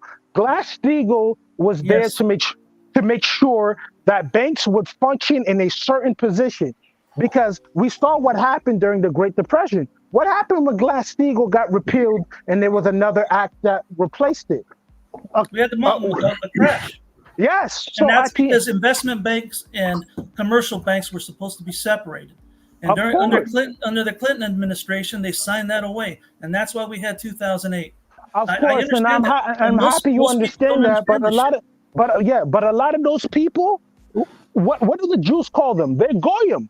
Sorry, a lot of these motherfuckers is useless eaters, and I'm not trying to sound malevolent in saying this. But you are malevolent in saying it. Say it one more time for the people in the back. I'm the people.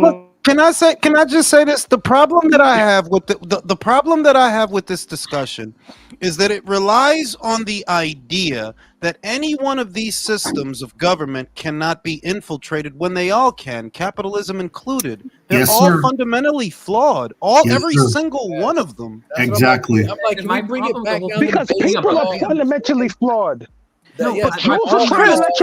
Chris, that's the point I'm making. That any system that relies on men to regulate other men, ultimately, it's all going to end the same way. All of them.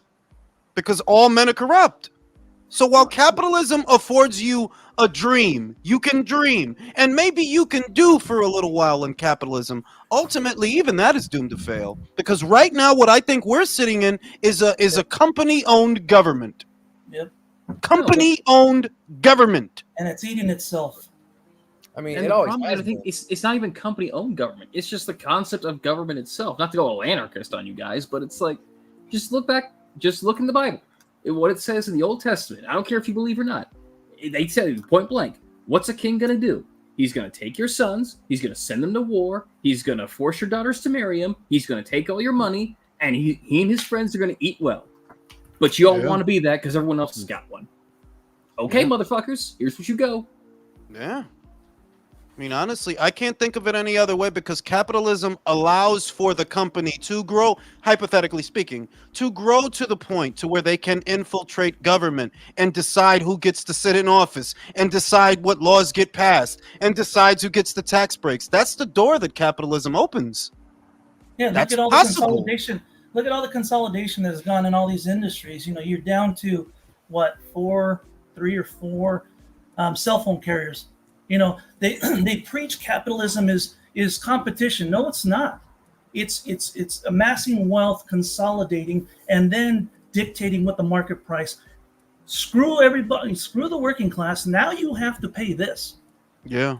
That's what. And this is why I'm not a communist. What I'm saying is that we have to have a heavy regulated capitalism where people are engaged. You've got to get them out of the education system. You know, you need to pay teachers better. I have to ask you a question. Teachers are the most important job. The level, Gooch, the level of reform that you're talking about, I don't disagree with what you're saying. I agree with all of that. I think the whole goddamn thing needs to be revamped, and that's why I know it'll never happen. I have to ask you guys a question though. In regards to this heavy regulation that Gucci and everybody on this chat is agreeing with, do you think we have the people that have the scruples and the intestinal fortitude to get that done under any circumstance? Thank you. No, because the people who, But let me tell you So something. that means the corruption should continue, Chris? Hold on real quick. This is why these Well, that's where you got it talks fucked up. are so this is why these talks are so important. This is why it's so important. If you have this knowledge, you need to talk to people. You know, talk to the guy on the bus, talk to whoever. Not everyone should be talked to. The thing is, no, this is the thing. The thing is that we're talking about something that's bigger than us and bigger than the lifetimes that we're going to live out, that trickles down into generation upon generation upon generation. So as much as we might try to idealize a system and a form of government that would function better than this one, ultimately empires fall, bro. It's just the way it is. This one is going to fall. I've been saying, like, this is going to go down, bro. Continuing on this path, it will fall. It's going to fall. Because at the end of the day, Jews and what everyone thinks, this is not a novel idea. We all know it's going to fall because of this. When you have people that put everything above morals, values, and principles, dignity, and integrity, honor, and justify all types of iniquity, this is the system that you get. And let's really look at it. This is probably the best system that we've had through millennia. Yeah. For real. Yeah. Think No, about I agree with that. Relatively speaking, I agree with that. Relatively speaking, I agree with that. Yeah, and it doesn't come without its flaws too. It has its flaws, but at least half the country's been starving to death, and at least we're not in some kind of like potato famine or something. Not yet. Like, Not yet. I'm just saying, like, at least right now it's sustainable for now. But we'll see how it goes. Anyways, I'm sorry. Maybe it was my fault. This conversation. No. It's a great conversation to have, but it's just that ultimately, it's like the political process. I just view the whole thing as farcical because we tend to look at these things through our lifetime. When I'm thinking in the span of hundreds of years that all empires fall, bro. They all do. It's been really nice hearing you guys talk like this because I just like that there's more critical thinkers out there. I'm so glad you guys are like this. Anyways, I gotta get going. I gotta comb my hair. People are waiting for me. I'm taking a shit in my gold-plated toilet. I gotta go. But you know what, though, man? At least I like the fact that everybody, as we expressed our all opinions and views and shit, I like how we kept to the issues that fucking matter. Nobody was in here bitching about abortion or LGBT or dumb shit. That matters. The thing is, the other thing I'll say is, I do think that they're manipulating a younger generation with these identity politics because that's what they focus on. That's what they care about, and that's not really what you need to worry about right now. It's not. You know why we have to worry about it right now is this. Is up 20% right now. Here's why we have to worry about this. This is why I will give you some pushback. And after this, I'm going to that out. It's this. With agendas start 20 to 30 years before we even have a understanding of it. So when you are attacking the young children and the young children have something that goes against nature, but they think it's natural, there belies a very big problem. No. All right. Well, I don't want to get too into that. I agree with everything you said, by the way, all of it. I know. It's something else. But when we talk about infrastructure and the effectiveness of government to serve its people, because that's essentially what we're talking about. Yeah, none of these fucking systems work on a long enough timeline. No, they all fail. Back to the nigga shit. Fuck all that smart shit. Back to the nigga shit. Yo, did y'all see that minstrel show? Floyd Mayweather was on? It was a fucking. I ain't watched that bullshit. I'll be back. I ain't watched that. I saw clips of it, and I knew it was bullshit.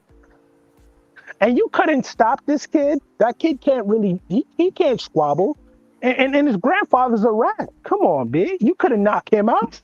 Literally, his grandpops was a rat. He got beat up in prison.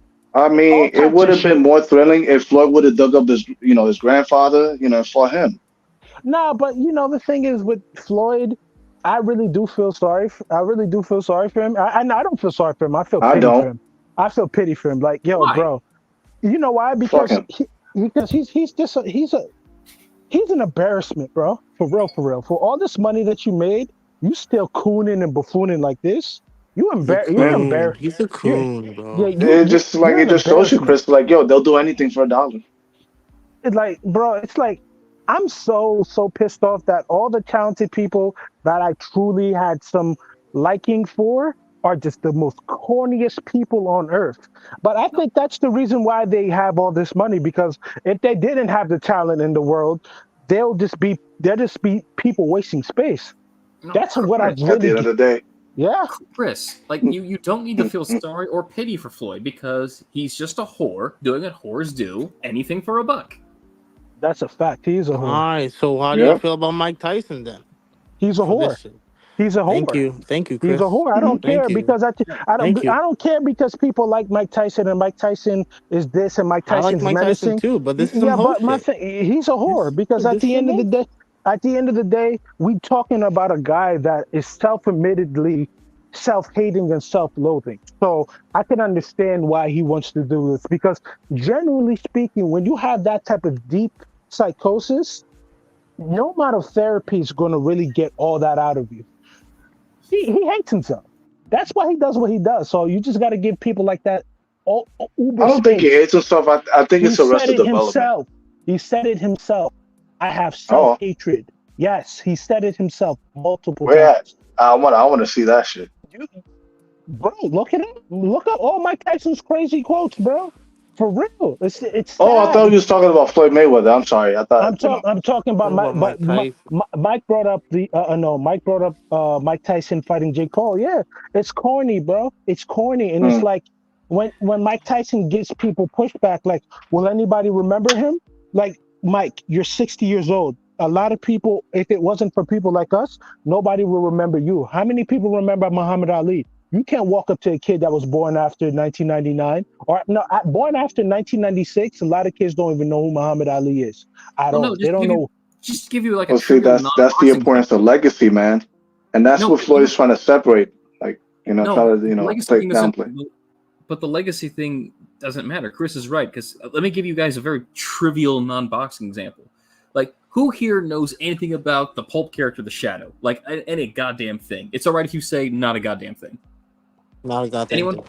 Not a damn there thing. You go. At all. Literally the most popular fictional quote-unquote superhero character ever. Sold more books than anyone. Sold more pulp novels than anyone. Sold more illustrations than anyone. Batman, Superman included. Like, the radio shows, the Shadow was the shit. No one knows anymore. No one knows a damn thing about it. The most anyone could tell you was that Alec Baldwin made a movie about him in the 90s. So I think I've heard about actually the Shadow, and now that you mentioned the Alec Baldwin thing, way the fuck back. But think about it. In 90s is now 30 years. It's supposed to be like this, but like people dying for relevancy. Like when I see Evander Holyfield lose to Vitor Belfort, I see cooning. When I see people, when I see Roy Jones Jr. lose to Anthony Pettis, as much as I love Roy, I see cooning. Whoa. Roy is different though. We know he's broke because that shit that went down with the IRS. I care less, man. I care less. It's still cooning, bro. How was he supposed to get money? He had no money. They took all his money.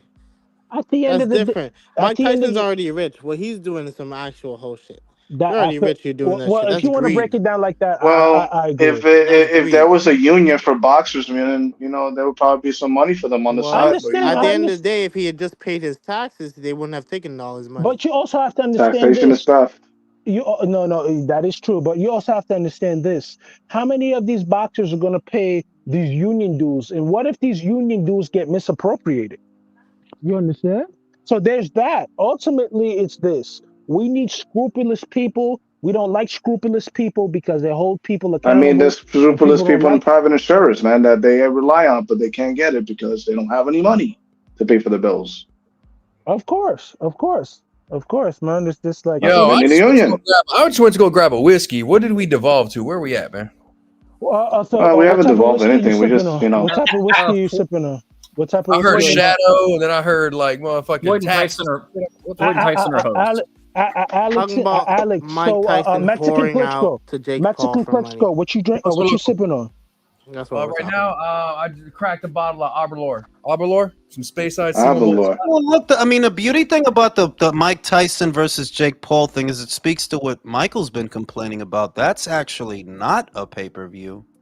You know, it's a spectacle. So take it for what it is. That as much as we could complain about what Jake is doing, he's not got. It's actually the smartest play in boxing. Entertainment, man. You're doing this on one of the largest platforms in all of streaming platforms. You're doing this on Netflix, and you ain't charging people for it. You get to see it just because you have Netflix. That's the smartest play. That's what boxing needs to go back to. You know doing why shit like boxing? that. You know why boxing's not going back to that? Because it's the fighters. A lot like let's really. Yeah, I agree. I give you this.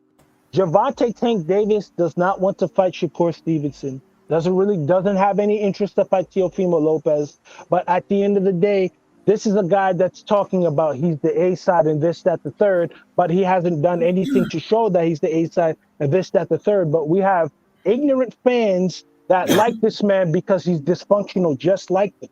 And we have people who are dysfunctional but understand business. No, don't even limit it, but don't limit it to him because it's not just him. You hit the nail on the head with the greed that you see in the sport and the oversaturation of the market with pay-per-views has everything to do with greedy fighters and their greedy managers. That's absolute. Why was Haney versus Prograis a pay-per-view? Because Devin wants to get paid through the nose. That's why. Garcia versus Haney. Should that have really been a pay-per-view? Really? That was a super fight. No, that it needs Haney to be a pay-per-view. Haney Prograis didn't need to be pay-per-view. Those didn't need to be pay-per-views. I'm not gonna lie. So when you look, hold on now. So when you look at that, what's the real reason we keep seeing fight after fight after fight after fight after fight on pay-per-view? Because of the money it takes to get these fighters in the ring for these fights. That's what it really is. Pay-per-view's only supposed to be limited. There's only been a handful. I could count on one hand how many of these fights in the last 12 months should have been pay-per-views. Fury versus Usyk, yeah, that's a pay-per-view. Joshua versus Ngannou, yeah, believe it or not, that's a pay-per-view. Why? Because they've both been on pay-per-views. They've both proven they can draw. They've both proven they can draw on pay-per-view. Gervonta versus Ryan, that should be a pay-per-view. Yeah, that should have been a pay-per-view. It did over 1 million, so you know that there was a market for it. But all this other shit in between, those didn't need to be pay-per-views. They didn't. Speaking about Devin Haney and Ryan Garcia, can I interject this? Speaking about Devin Haney and Ryan Garcia, the first time Devin Haney fought a guy that big as himself, he struggled and he lost. We've seen Boots fight guys who are actually smaller than him for a long period of time. In Brian Norman, you got a guy who has the same dimensions as you. So we all know Brian Norman's style is tailor-made for him. But if Brian Norman doesn't get hurt like all these other dudes and Brian Norman's able to hurt Boots, do you think Boots is able to handle it? I mean, that's a different question. That's focused on them two fighters. We was just on the pay-per-view shit. You took it to Boots versus Norman. Nah, because I wasn't actually on the stream earlier on because that's what I just thought about it. Because at the end of the day, Boots has been fighting dudes who are smaller than him. And if the question is, could he get found out? I already asked that question. If he gets chin checked, can he hold a shot? If he gets chin checked, we don't know that. We don't only way to find out if the fight happens, man. I got respect for Boots. I think he's very talented, but I can't give him his flowers yet, man. Not with the narrative to give him. I can't give him his flowers yet. No, I mean, listen, I'm not over. I'm not.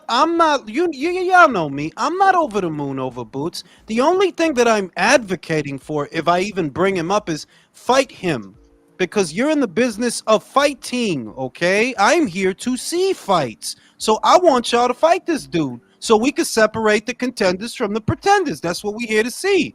But as far as Boots being Sugar Ray Leonard Robinson, I don't think none of that shit. No, I ain't seen shit you did that's supposed to tell me that. Nothing. I mean, fellas, case in point. He doesn't have a signature win. How many times did that Venetian land on him in that fight? Multiple times. But that's just the same thing you always see in the American market. Like I went to a space earlier. I was listening anonymously because I didn't want to engage. And I'm listening, and they talking about Kermel Moton. You know Kermel Moton. Like, y'all already on his dick? 5 fights? Yeah, 5 fights, y'all on his dick. 5 fights. To them, he's Tank 2.0. Can I say something? What I think, going back to greedy fighters, Turkey's done a lot of good for the for the sport, but the Great Reset was supposed to happen. Wages, the the fight purses were supposed to come back in line. He kind of screwed that up, and now I feel like all these fighters are kind of sitting around waiting for Turkey to throw a bunch of money at him for, like this, because now he's supposed to do business with Top Rank and all these promoters, so they're all in the game. They're sitting. I feel like they're sitting around waiting for a Turkey payday, which we have what we had, before Turkey. But I think there is a caveat to that they gotta step up the competition for that. I'm sorry to interrupt, but I think Gooch, look at it like this. The thing is, here's what Gooch is saying, and I agree. Turkey, the Great Reset was supposed to stabilize the market for us because the prices are too high. They're too high for us, dog. Like, y'all want pay-per-view for everything. Now, that Great Reset is not going to happen because you have a generous benefactor who steps in, and he has that kind of money. But that means more pay-per-views, bro. That's what that means. More of what we were But it also means about. this. This also means this. You gonna see that the people who want all that money is gonna run into a G Caballel, is gonna run into a Martin Bacoli, and they're gonna get bumped off. And I'm not saying that, bro. I'm not saying that they're not. But if the whole idea was that there needs to be a market correction because these guys want money that basically doesn't exist, because the money you're asking for is not going to appear out of the fucking air. You want that money because you figure that we're going to buy all this fucking shit. And some of this shit need to go, bro. Yeah, it need to go. It's too many of them shits. That's why But this is why I kind of respect Gervonta Tank Davis in this. He knows them Riyadh season cards. It's too dangerous for him. And Canelo, I respect Canelo because Canelo doesn't want to fight those guys because it may be too dangerous for him in that in this stage of his career now. A couple years ago, Canelo's in Riyadh season, but that's here and there. That's not necessarily true. Well, you mean that's not necessary? Do you think if Turkey Al-Sheikh who is over there that he's afraid to fight? All right. It's about him being his own boss and not bowing down and kissing the ring. My thing is this, though. In this instance, I know Canelo can make a big bag. He's not hurting for cash at all.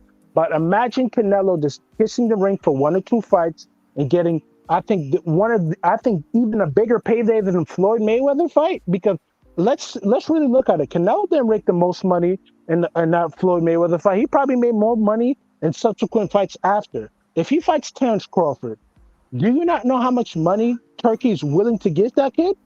Well, here's the thing. He's a legacy fighter. Yeah, but here's the thing. Listen to what you just said. You said, do you not know how much money he'd be willing to give him? No, nobody knows. But here's what we do know. All right. You're not moving Canelo. He's not doing anything other than what he wants unless somebody can come forward and is actually going to make a real offer to give him more money than he's ever made. Turkey hasn't done that.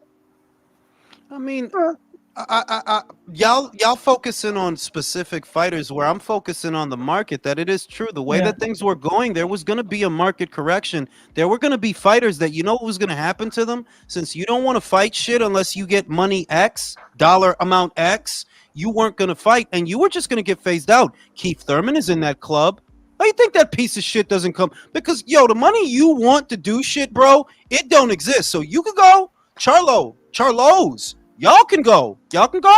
And a lot and that's the direction that things were going, that because you highfalutin motherfuckers don't want to fight unless somebody pays you an arm and a leg. I'm sorry to tell you that nobody's going to give you that. So you can go and the market would have started to correct itself. But if somebody comes in and they're giving out all this cash, the market doesn't correct itself. It compounds upon the problem because now it's not just Prime doing a bunch of pay-per-views. Not just the PBC doing a bunch of pay-per-views. The market is oversaturated, bro.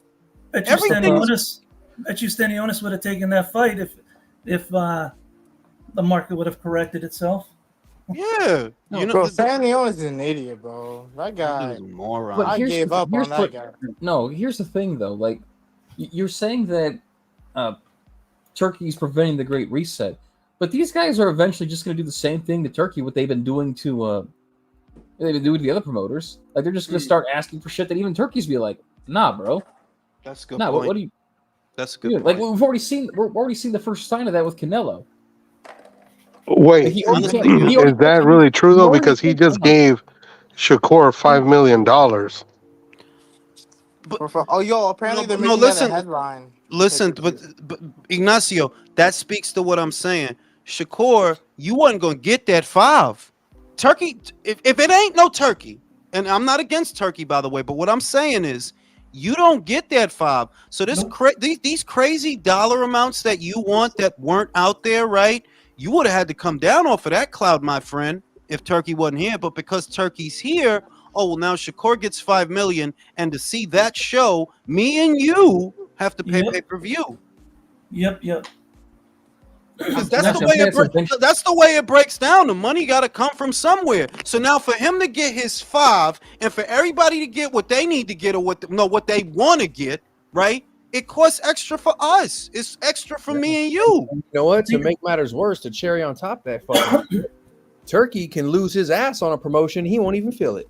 No, he won't feel that shit. So Top Rank was willing to let him go. Golden Boy couldn't pay him that kind of money. Eddie Hearn, without Turkey, wasn't going to pay him that money. That's a reset. Yep. That's a fact. That would have been a reset. And then that would have Jules, been a reset. Jules, and then the question that has to be asked: if he's getting $5 million for Cordina, what the fuck is he gonna ask when he has to fight a Tank? There you go. Now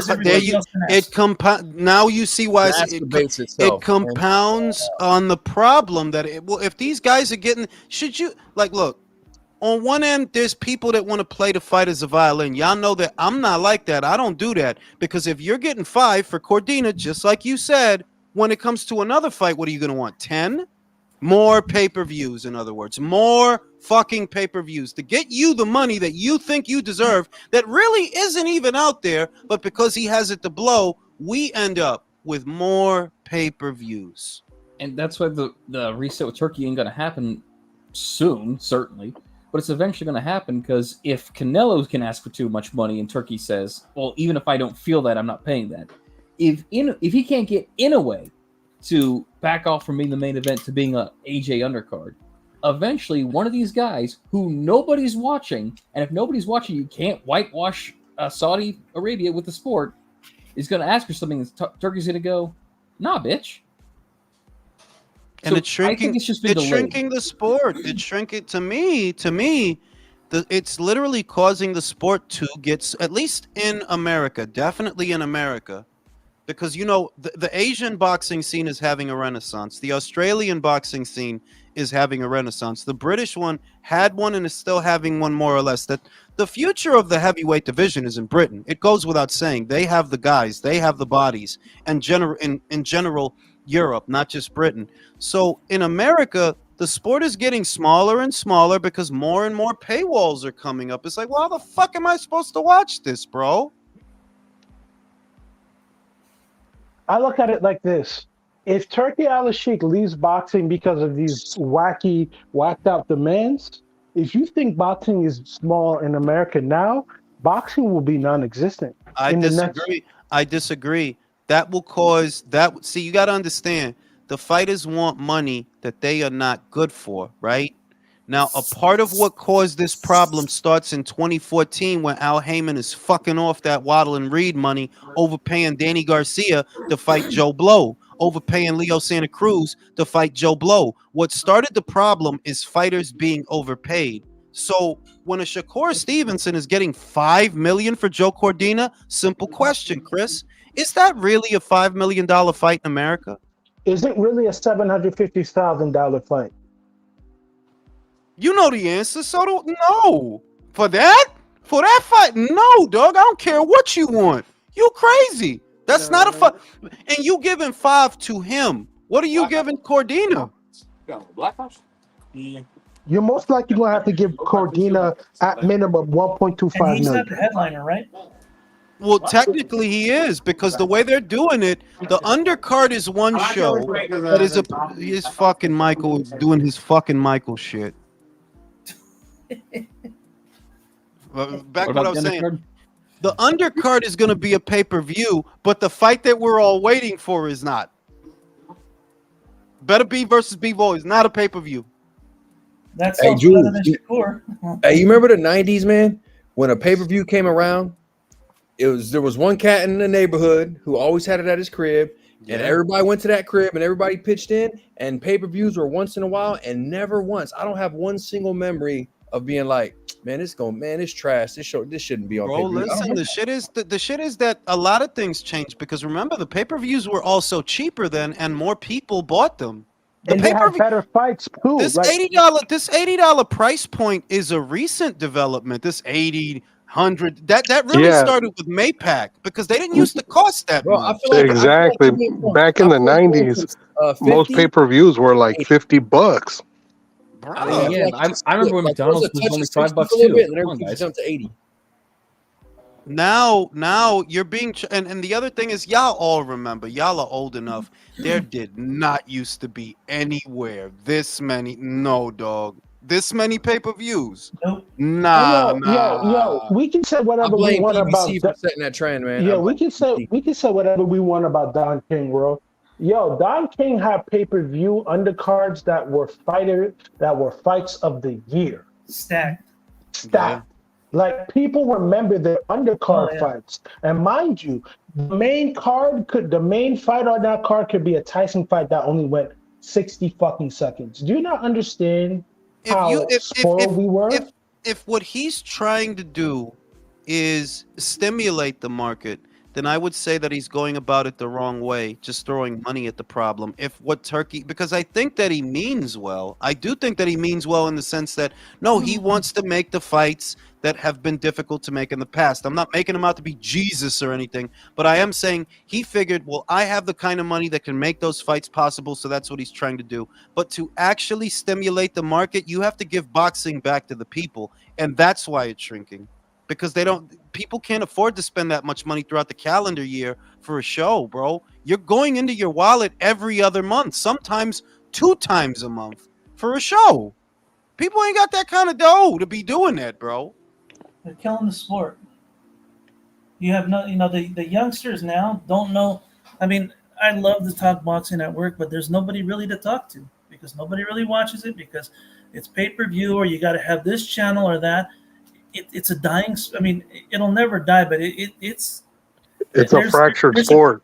There's a crash coming. We need to make boxing great again. You got to give it. What they have to do is they have to focus. If and I don't know that they're ever going to have these conversations with this guy because it seems like everybody's just getting while the getting is good without offering up any innovation. That if what you want is to stimulate market, the economy of boxing, you have to focus on the regular schedule, not the pay-per-views. It's the regular schedule that keeps people talking about fights throughout the calendar year, not the pay-per-views. You can't build pay-per-views without a regular schedule. You can't, bro. You can't develop fighters and get an audience to even know who they are if from the very beginning they were behind a paywall. Carmel Moten is an example. Well, yeah, he's fought on pay-per-views. That many people don't know him like that, bro. They don't. Only motherfuckers that watch too much boxing. That's it. No, I mean, you know how beneficial it would have been if CBS was still in boxing? Yeah. Just to watch these people? Yeah. Boxing was at its best and its biggest when it was on terrestrial television. There is not a debate. Right. Boxing was way bigger in the 60s, the 70s, and the 80s than it is now. It was way bigger. ESPN, and now it is like what you said. It's After Dark on HBO. Yeah, and now it's like what you said. It's a luxury item. Look at the mentality of the people, though. Back in the day, those people were hardworking people. A lot of these people were smart, but not people who were too pretentious. Now, if you go to a boxing gym, I want you to understand what the dues are. Like, I went to Church Street Boxing Gym. That's just downtown Manhattan. You know what 1 month of training would cost me if I was there around 2016, 2017, Jules? $125 a month. Last time I checked, boxing's a poor man's sport. So if you're going to put all that money in that sport, why do you think that these kids are going to be able to do that? A lot of people fail to realize boxing, basketball, football, these are sports with a low barrier of entry. Now that everything is become more, incentivized with money, now you're seeing people going to places where there's going to be a bigger return on where they're going. Like people are going to go to AAU basketball. People are going to go to those football camps. Hey, fuck it. Some people may even go to fucking tennis or soccer or swimming so they can get some, incentive to come back. That's why a lot of people don't watch boxing, because at the end of the day, it's the hardest sport and the returns are usually not worth all the years that you Chris, put it's in. not just the main problem that boxing has right now is accessibility. The main problem, the crux of the problem, and the biggest problem is that it is not accessible in a way that it was before. See, before, if you had basic cable, you're gonna bump into a boxing match. If you have just basic cable, you're gonna bump into one. Tuesday night fights, Friday night fights, You're gonna shit bump, like that. and there's a greater probability of spillover that even if you're not a hardcore boxing fan, there is a chance that something at some point, some night might come on and you might watch it. The way the shit is now, dog, motherfucker gonna see you want 81. What? You could suck my dick 81 times, I'll tell you that. Hey, Jules, Chris, you got right there. Hey, there's a crazy autocorrect on there, bro. Look at that shit. Hey, look at that super chat. I can't Motherfucking Moore said, hello, Jules in chat. Question for the whole panel. What's the most likely scenario in your humble opinion? Light heavyweight undisputed, Benavidez versus winners, or Canelo versus winner? I would say Canelo versus Bivol. Bro, before. we ignore the forward hole? Forward hole. Man. Forward hole. Well, guess what's the forward hole?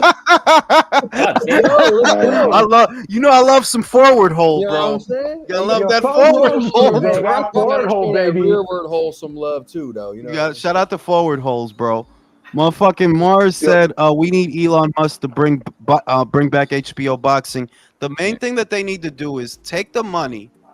He needs to take the money that he's dedicating to these big shows and these big names and invest it in a comprehensive schedule of fights that spans the entire calendar year. Now, granted that boxing is already unstable. People get injured, people get sick, shit happens, it fucks up a show, shit happens, right?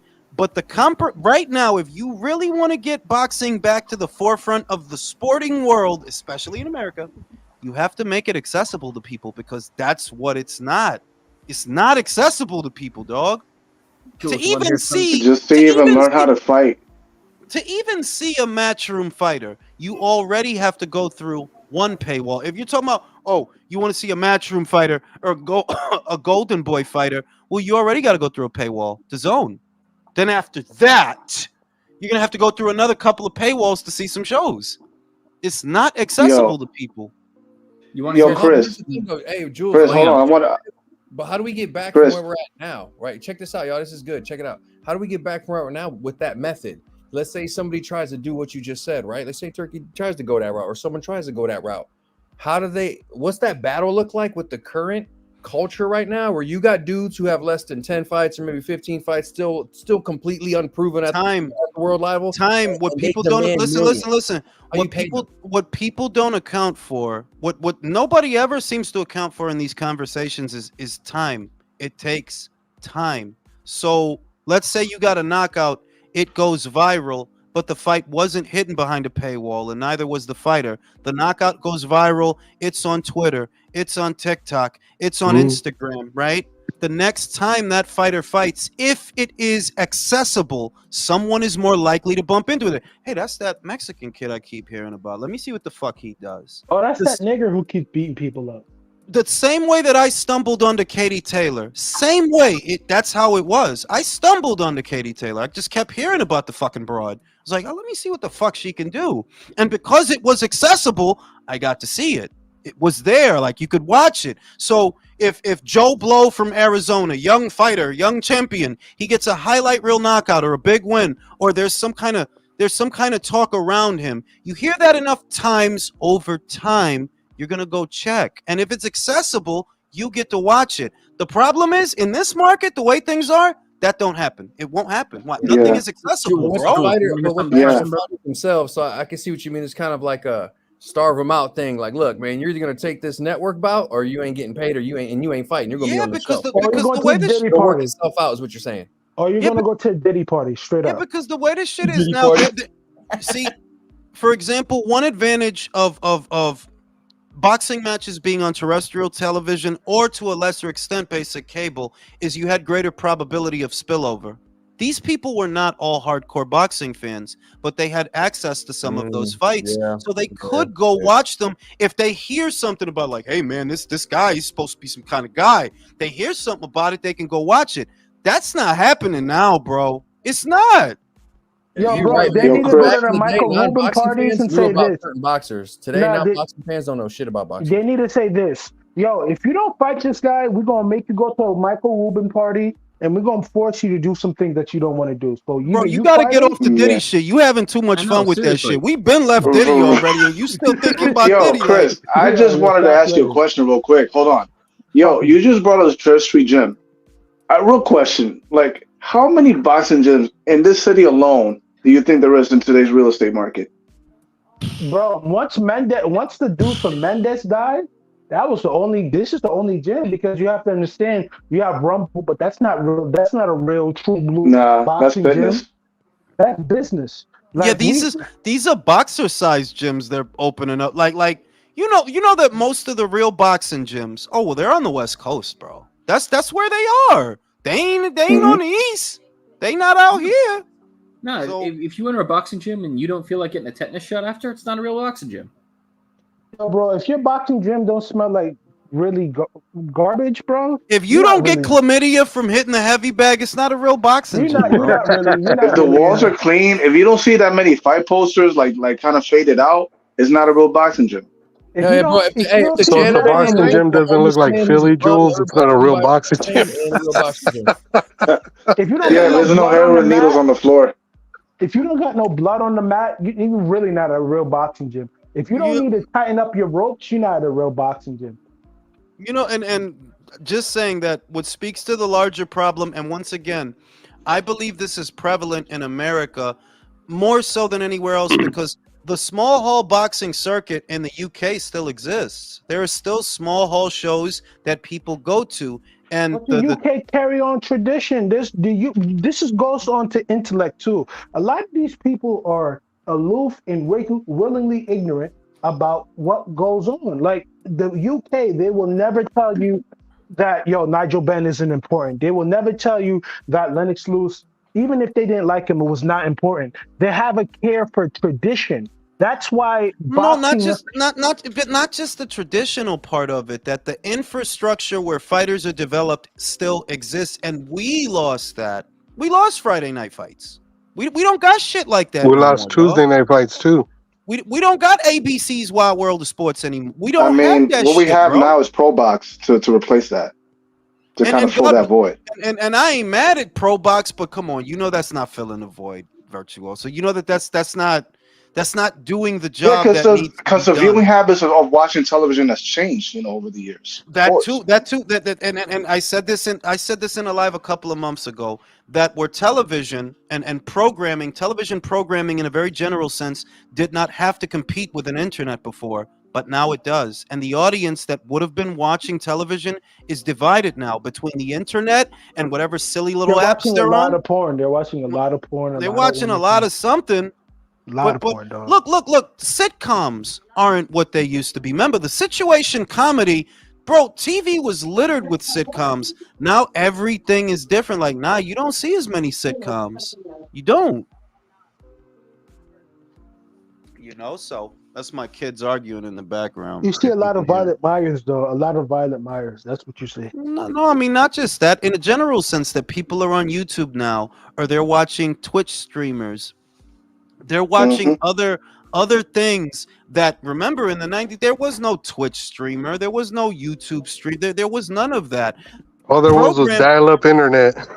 Yeah, like the way that, in other words, the audience in and of itself is divided. So what you have to try to do to counteract that, honestly, is you need to make the sport more accessible. That's where you start. You have to make it more accessible, because that's why it's getting smaller. It's not accessible to anybody, dog. And even then, that's going to take, you're not talking about a quick fix. And I notice in boxing, everybody kind of wants a quick fix or a quick buck. No, this is something that will probably take about 5 to 10 years to correct. About 5 to 10. You want to hear something that's going to kind of depress you a little bit? Kind of tie up or talk about economy with boxing, how it's a luxury item. You can pay $80 for Canelo fight, or you can go to McDonald's and get a $10 meal 8 times. Jesus fucking Christ. Basically. I mean, that's what it all boils down to.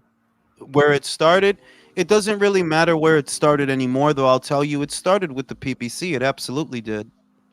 Illusions of being the next Mayweather is what caused this market instability. Fighters who won't fight and won't do the job unless they're overpaid in excess of what they're worth. That's where the problem started. That Leo Santa Cruz was a goddamn super bantamweight at the time. Well, you shouldn't be getting over $1 million, bro. You're not an over $1 million fighter, so why are you getting that? Yeah, that's where the and problem DAZN did not help. started. And did not help either when they started out, because like they started this shit. Because remember how much they paid Jesse Vargas? No, I don't disagree with you, Virtuoso, but I'm thinking that the reason that I don't put it on them is because they were trying to compete in the unstable market that these guys created. They created this shit. You ain't gotta come in here giving Jesse Vargas and Mikey Garcia this crazy money if y'all wouldn't have been doing all that dumb shit. It would have never been like that. What people obsess about are the horror stories in boxing that go back to previous eras how fighters were mistreated. Well, that's not the situation we're in now. So get that shit right out of the way. That's the first thing. The second thing is these fighters are pricing themselves out, and that's the industry standard. When a guy like Stanionis, who literally had to move back to Lithuania, back into his mother's house because he ran out of money in America, when this guy's turning his nose up at Eddie Hearns' office, you know something's wrong. Like, are you serious, bro? You're not a headliner. You're not popular. People don't know you. You're supposed to jump at that opportunity. And that's the way it was before fighters jumped at those opportunities. Now, everybody thinks they're too fucking good for everything. It's like what Julio said the other day. Like, his biggest paydays was step-aside money. No, this is why I fuck with Caleb Plant, because when that motherfucker, before the Canelo fight, he was on free TV frequently, getting $100,000 $1 million paydays. Like the Caleb Truex fight was like $700,000. That was his biggest payday up to that point. It was only until the Canelo fight, in an undisputed title fight, where he was like, "Nah, now we're getting paid the big money," in an actual big fight. Yeah, you know that the biggest, you know, there's the accessibility of the sport to the consumer. But there's also the greed from the fighters and their managers that you have an entire generation of fighters, at least here, that they don't want to do. I'm sorry, Shakur's great, but he's not a $5 million fighter. No, he's not. That's crazy. You give him that, well, you're enabling more of that shit. But you have to look at Caleb Plant. Like, objectively speaking, we can say Caleb Plant is a little bit more intelligent than the rest of his counterparts, and he's a very serious dude. He's not dumb. So when he's asking for an excess of what he should be making in that type of fight, I can understand why Caleb Plant is doing it. Everybody else, no. Shakur, your market value does not dictate you getting $5 million for a guy who got knocked out his last fight. Mind you, people can't stand you, and you did not make this. Look, when they gave him his contract minimum, it was already a byproduct of the instability in the market. He had a contract minimum that was similar to Crawford's, around circa $3 million or in excess of $3 million per fight. But you have to look at that and say, is he really a $3 million fighter? And I say, no, he isn't. The only reason you guys started doing that, those exclusivity contracts, was because you wanted to make sure that the talent didn't float away. And why did you do that? Oh, because of the PBC. Do you know the worst thing about Shakur, though, is that it was working, though. Because he was getting million-plus views for his fights that were on free TV. It was slowly working. And then what happened? He acted like an asshole. He boxed like an asshole. And afterwards, he cried like an asshole. Like, you know, the whole thing about exclusivity deals and huge guarantees, that starts circa 2018. Remember, they secured Terrence Crawford They gave him a contract minimum of over $3 million per fight. When they signed Shakur, it was the same deal. This starts circa 2018. Why? Because of all the market instability. You know, you see Pacquiao leave Top Rank to go to the PBC. Everybody's clutching at their pearls. They don't want to lose their fighters, so they start making promises. They're like, yeah, you'll get this per fight no matter who you fight. Okay, well, that created a fucking problem. Because you got $1 million fighters getting $3 million per fight. I'm sorry. Shakur's a $1 million fighter, maybe a $2 million fighter. Some of y'all motherfuckers is $500,000 fighters. Some of y'all, yeah. Some of y'all. But you know what's funny is this though. Top Rank let a depreciating asset go that really lost his pay-per-view cachet after he lost to Floyd Mayweather. But people said, "Oh my God, Pacquiao left Top Rank," not knowing that, after every fight after Mayweather, it decreased. Yeah, literally.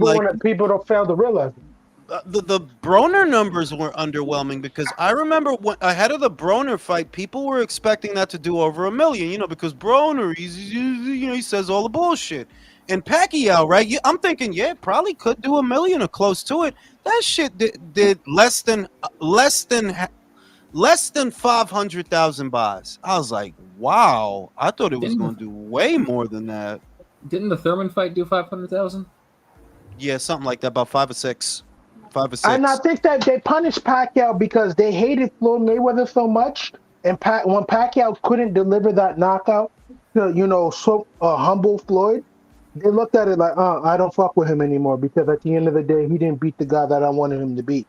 That's what happened. I mean, but also Pacquiao was being difficult. Like, there's the other argument, that pocket that everybody tends to forget or either don't know about, that there's a pocket in between the Mayweather fight that Pacquiao lost and the era that we're in now. That pocket exists in between 2015 and early 2018. Pacquiao still had some marquee value, but dog, you was ducking Terrence Crawford. You were. No, that was Freddie Roach. Freddie Roach said, "Yo, I don't care how much money you pay me." It's one half dozen of the other. So the thing is, when that happens, and this is a process that it used to happen regularly, that you don't even see it happen anymore. Guys that don't want to pass the torch. Manny didn't pass the torch. That all, in a manner of speaking, that also creates instability. That torches don't even get passed in the same frequency that they used to, which is why new stars aren't getting crowned in the frequency that they used to. That's another problem. Is it true that he wait a minute? Is it true that he wanted 40 million to pass that torch? Yes, that's later though. That wasn't when he was at Top Rank. When he was at Top Rank, I think they said that he wanted somewhere in the neighborhood of 20 or something like that. But Freddie was adamant that he didn't want that fight for Manny. There's several articles where he says it, and it's a video where he says it. He didn't want that fight for Manny. So and it's not hard to see why. Like, yeah, dog. Yo, you saw what the fuck he did to fucking Errol Spence. He said this. No, not Errol Spence. Well, yeah, you know, I see what you mean. But it's like you could see, like, yeah, at this age, they wasn't gonna let that happen. They just was not gonna let that happen at all. You can do that to fucking Oscar De La Hoya. You corny for that. What goes around comes around. That's corny, bro. Well, hang on a second now. Hang on a second. Oscar came to him for that fight. Manny didn't go to him. Like, Oscar was no. Bring Manny up. Bring Manny up. He should have brought Manny up because at the end of the day, you want to talk all this stuff about Floyd Mayweather, but Floyd Mayweather fought you at the best way he possibly could fight you and beat you. But you allowed yourself to get weight drained? Oscar's a weird character. That's what things, but that's and there was a process in previous eras of boxing that kept it going. Part of that was passing the torch. A lot of guys don't want to do that now. They don't want to do that, and they know that the bell tolls for thee. Why you think? Look, Keith Thurman has only ever lost one fight, right? He's only ever actually lost one fight. But the reason that he's not active anymore is because it's your time to pass the torch. It's time for some young guy to come in here and knock you out. And that's why you stay away. That's why you stay away. Even though you've only ever lost one fight, your career is basically over because you've known for 5 years the bell tolls for thee. It's time for some young gunner to come in here and give you brain damage. You know, Ken was going to do that. So you stay away. You stay away. He wants the fans to have the memory of 2017 like stuck in their heads. You know, Danny Garcia, why didn't Danny Garcia fight in the last 2 years? Because he also knows that Boots could come in here and you could be a signature fight for Boots, that he'll be the first to stop you, even though Terrence could have also been the first to stop you. These guys know what position they're in, and they just sandbag it, bro. They just sandbag it. Part of it is because they don't believe in themselves too, though. They don't really believe in their boxing. They don't. Otherwise, they will take those fights. You know? Anyway, I'm gonna fucking get the fuck out of here. You fucking guys chill and stimulate the economy, yo. Happy New Year, everyone. Happy New Year. Happy New Later, Year, man. guys.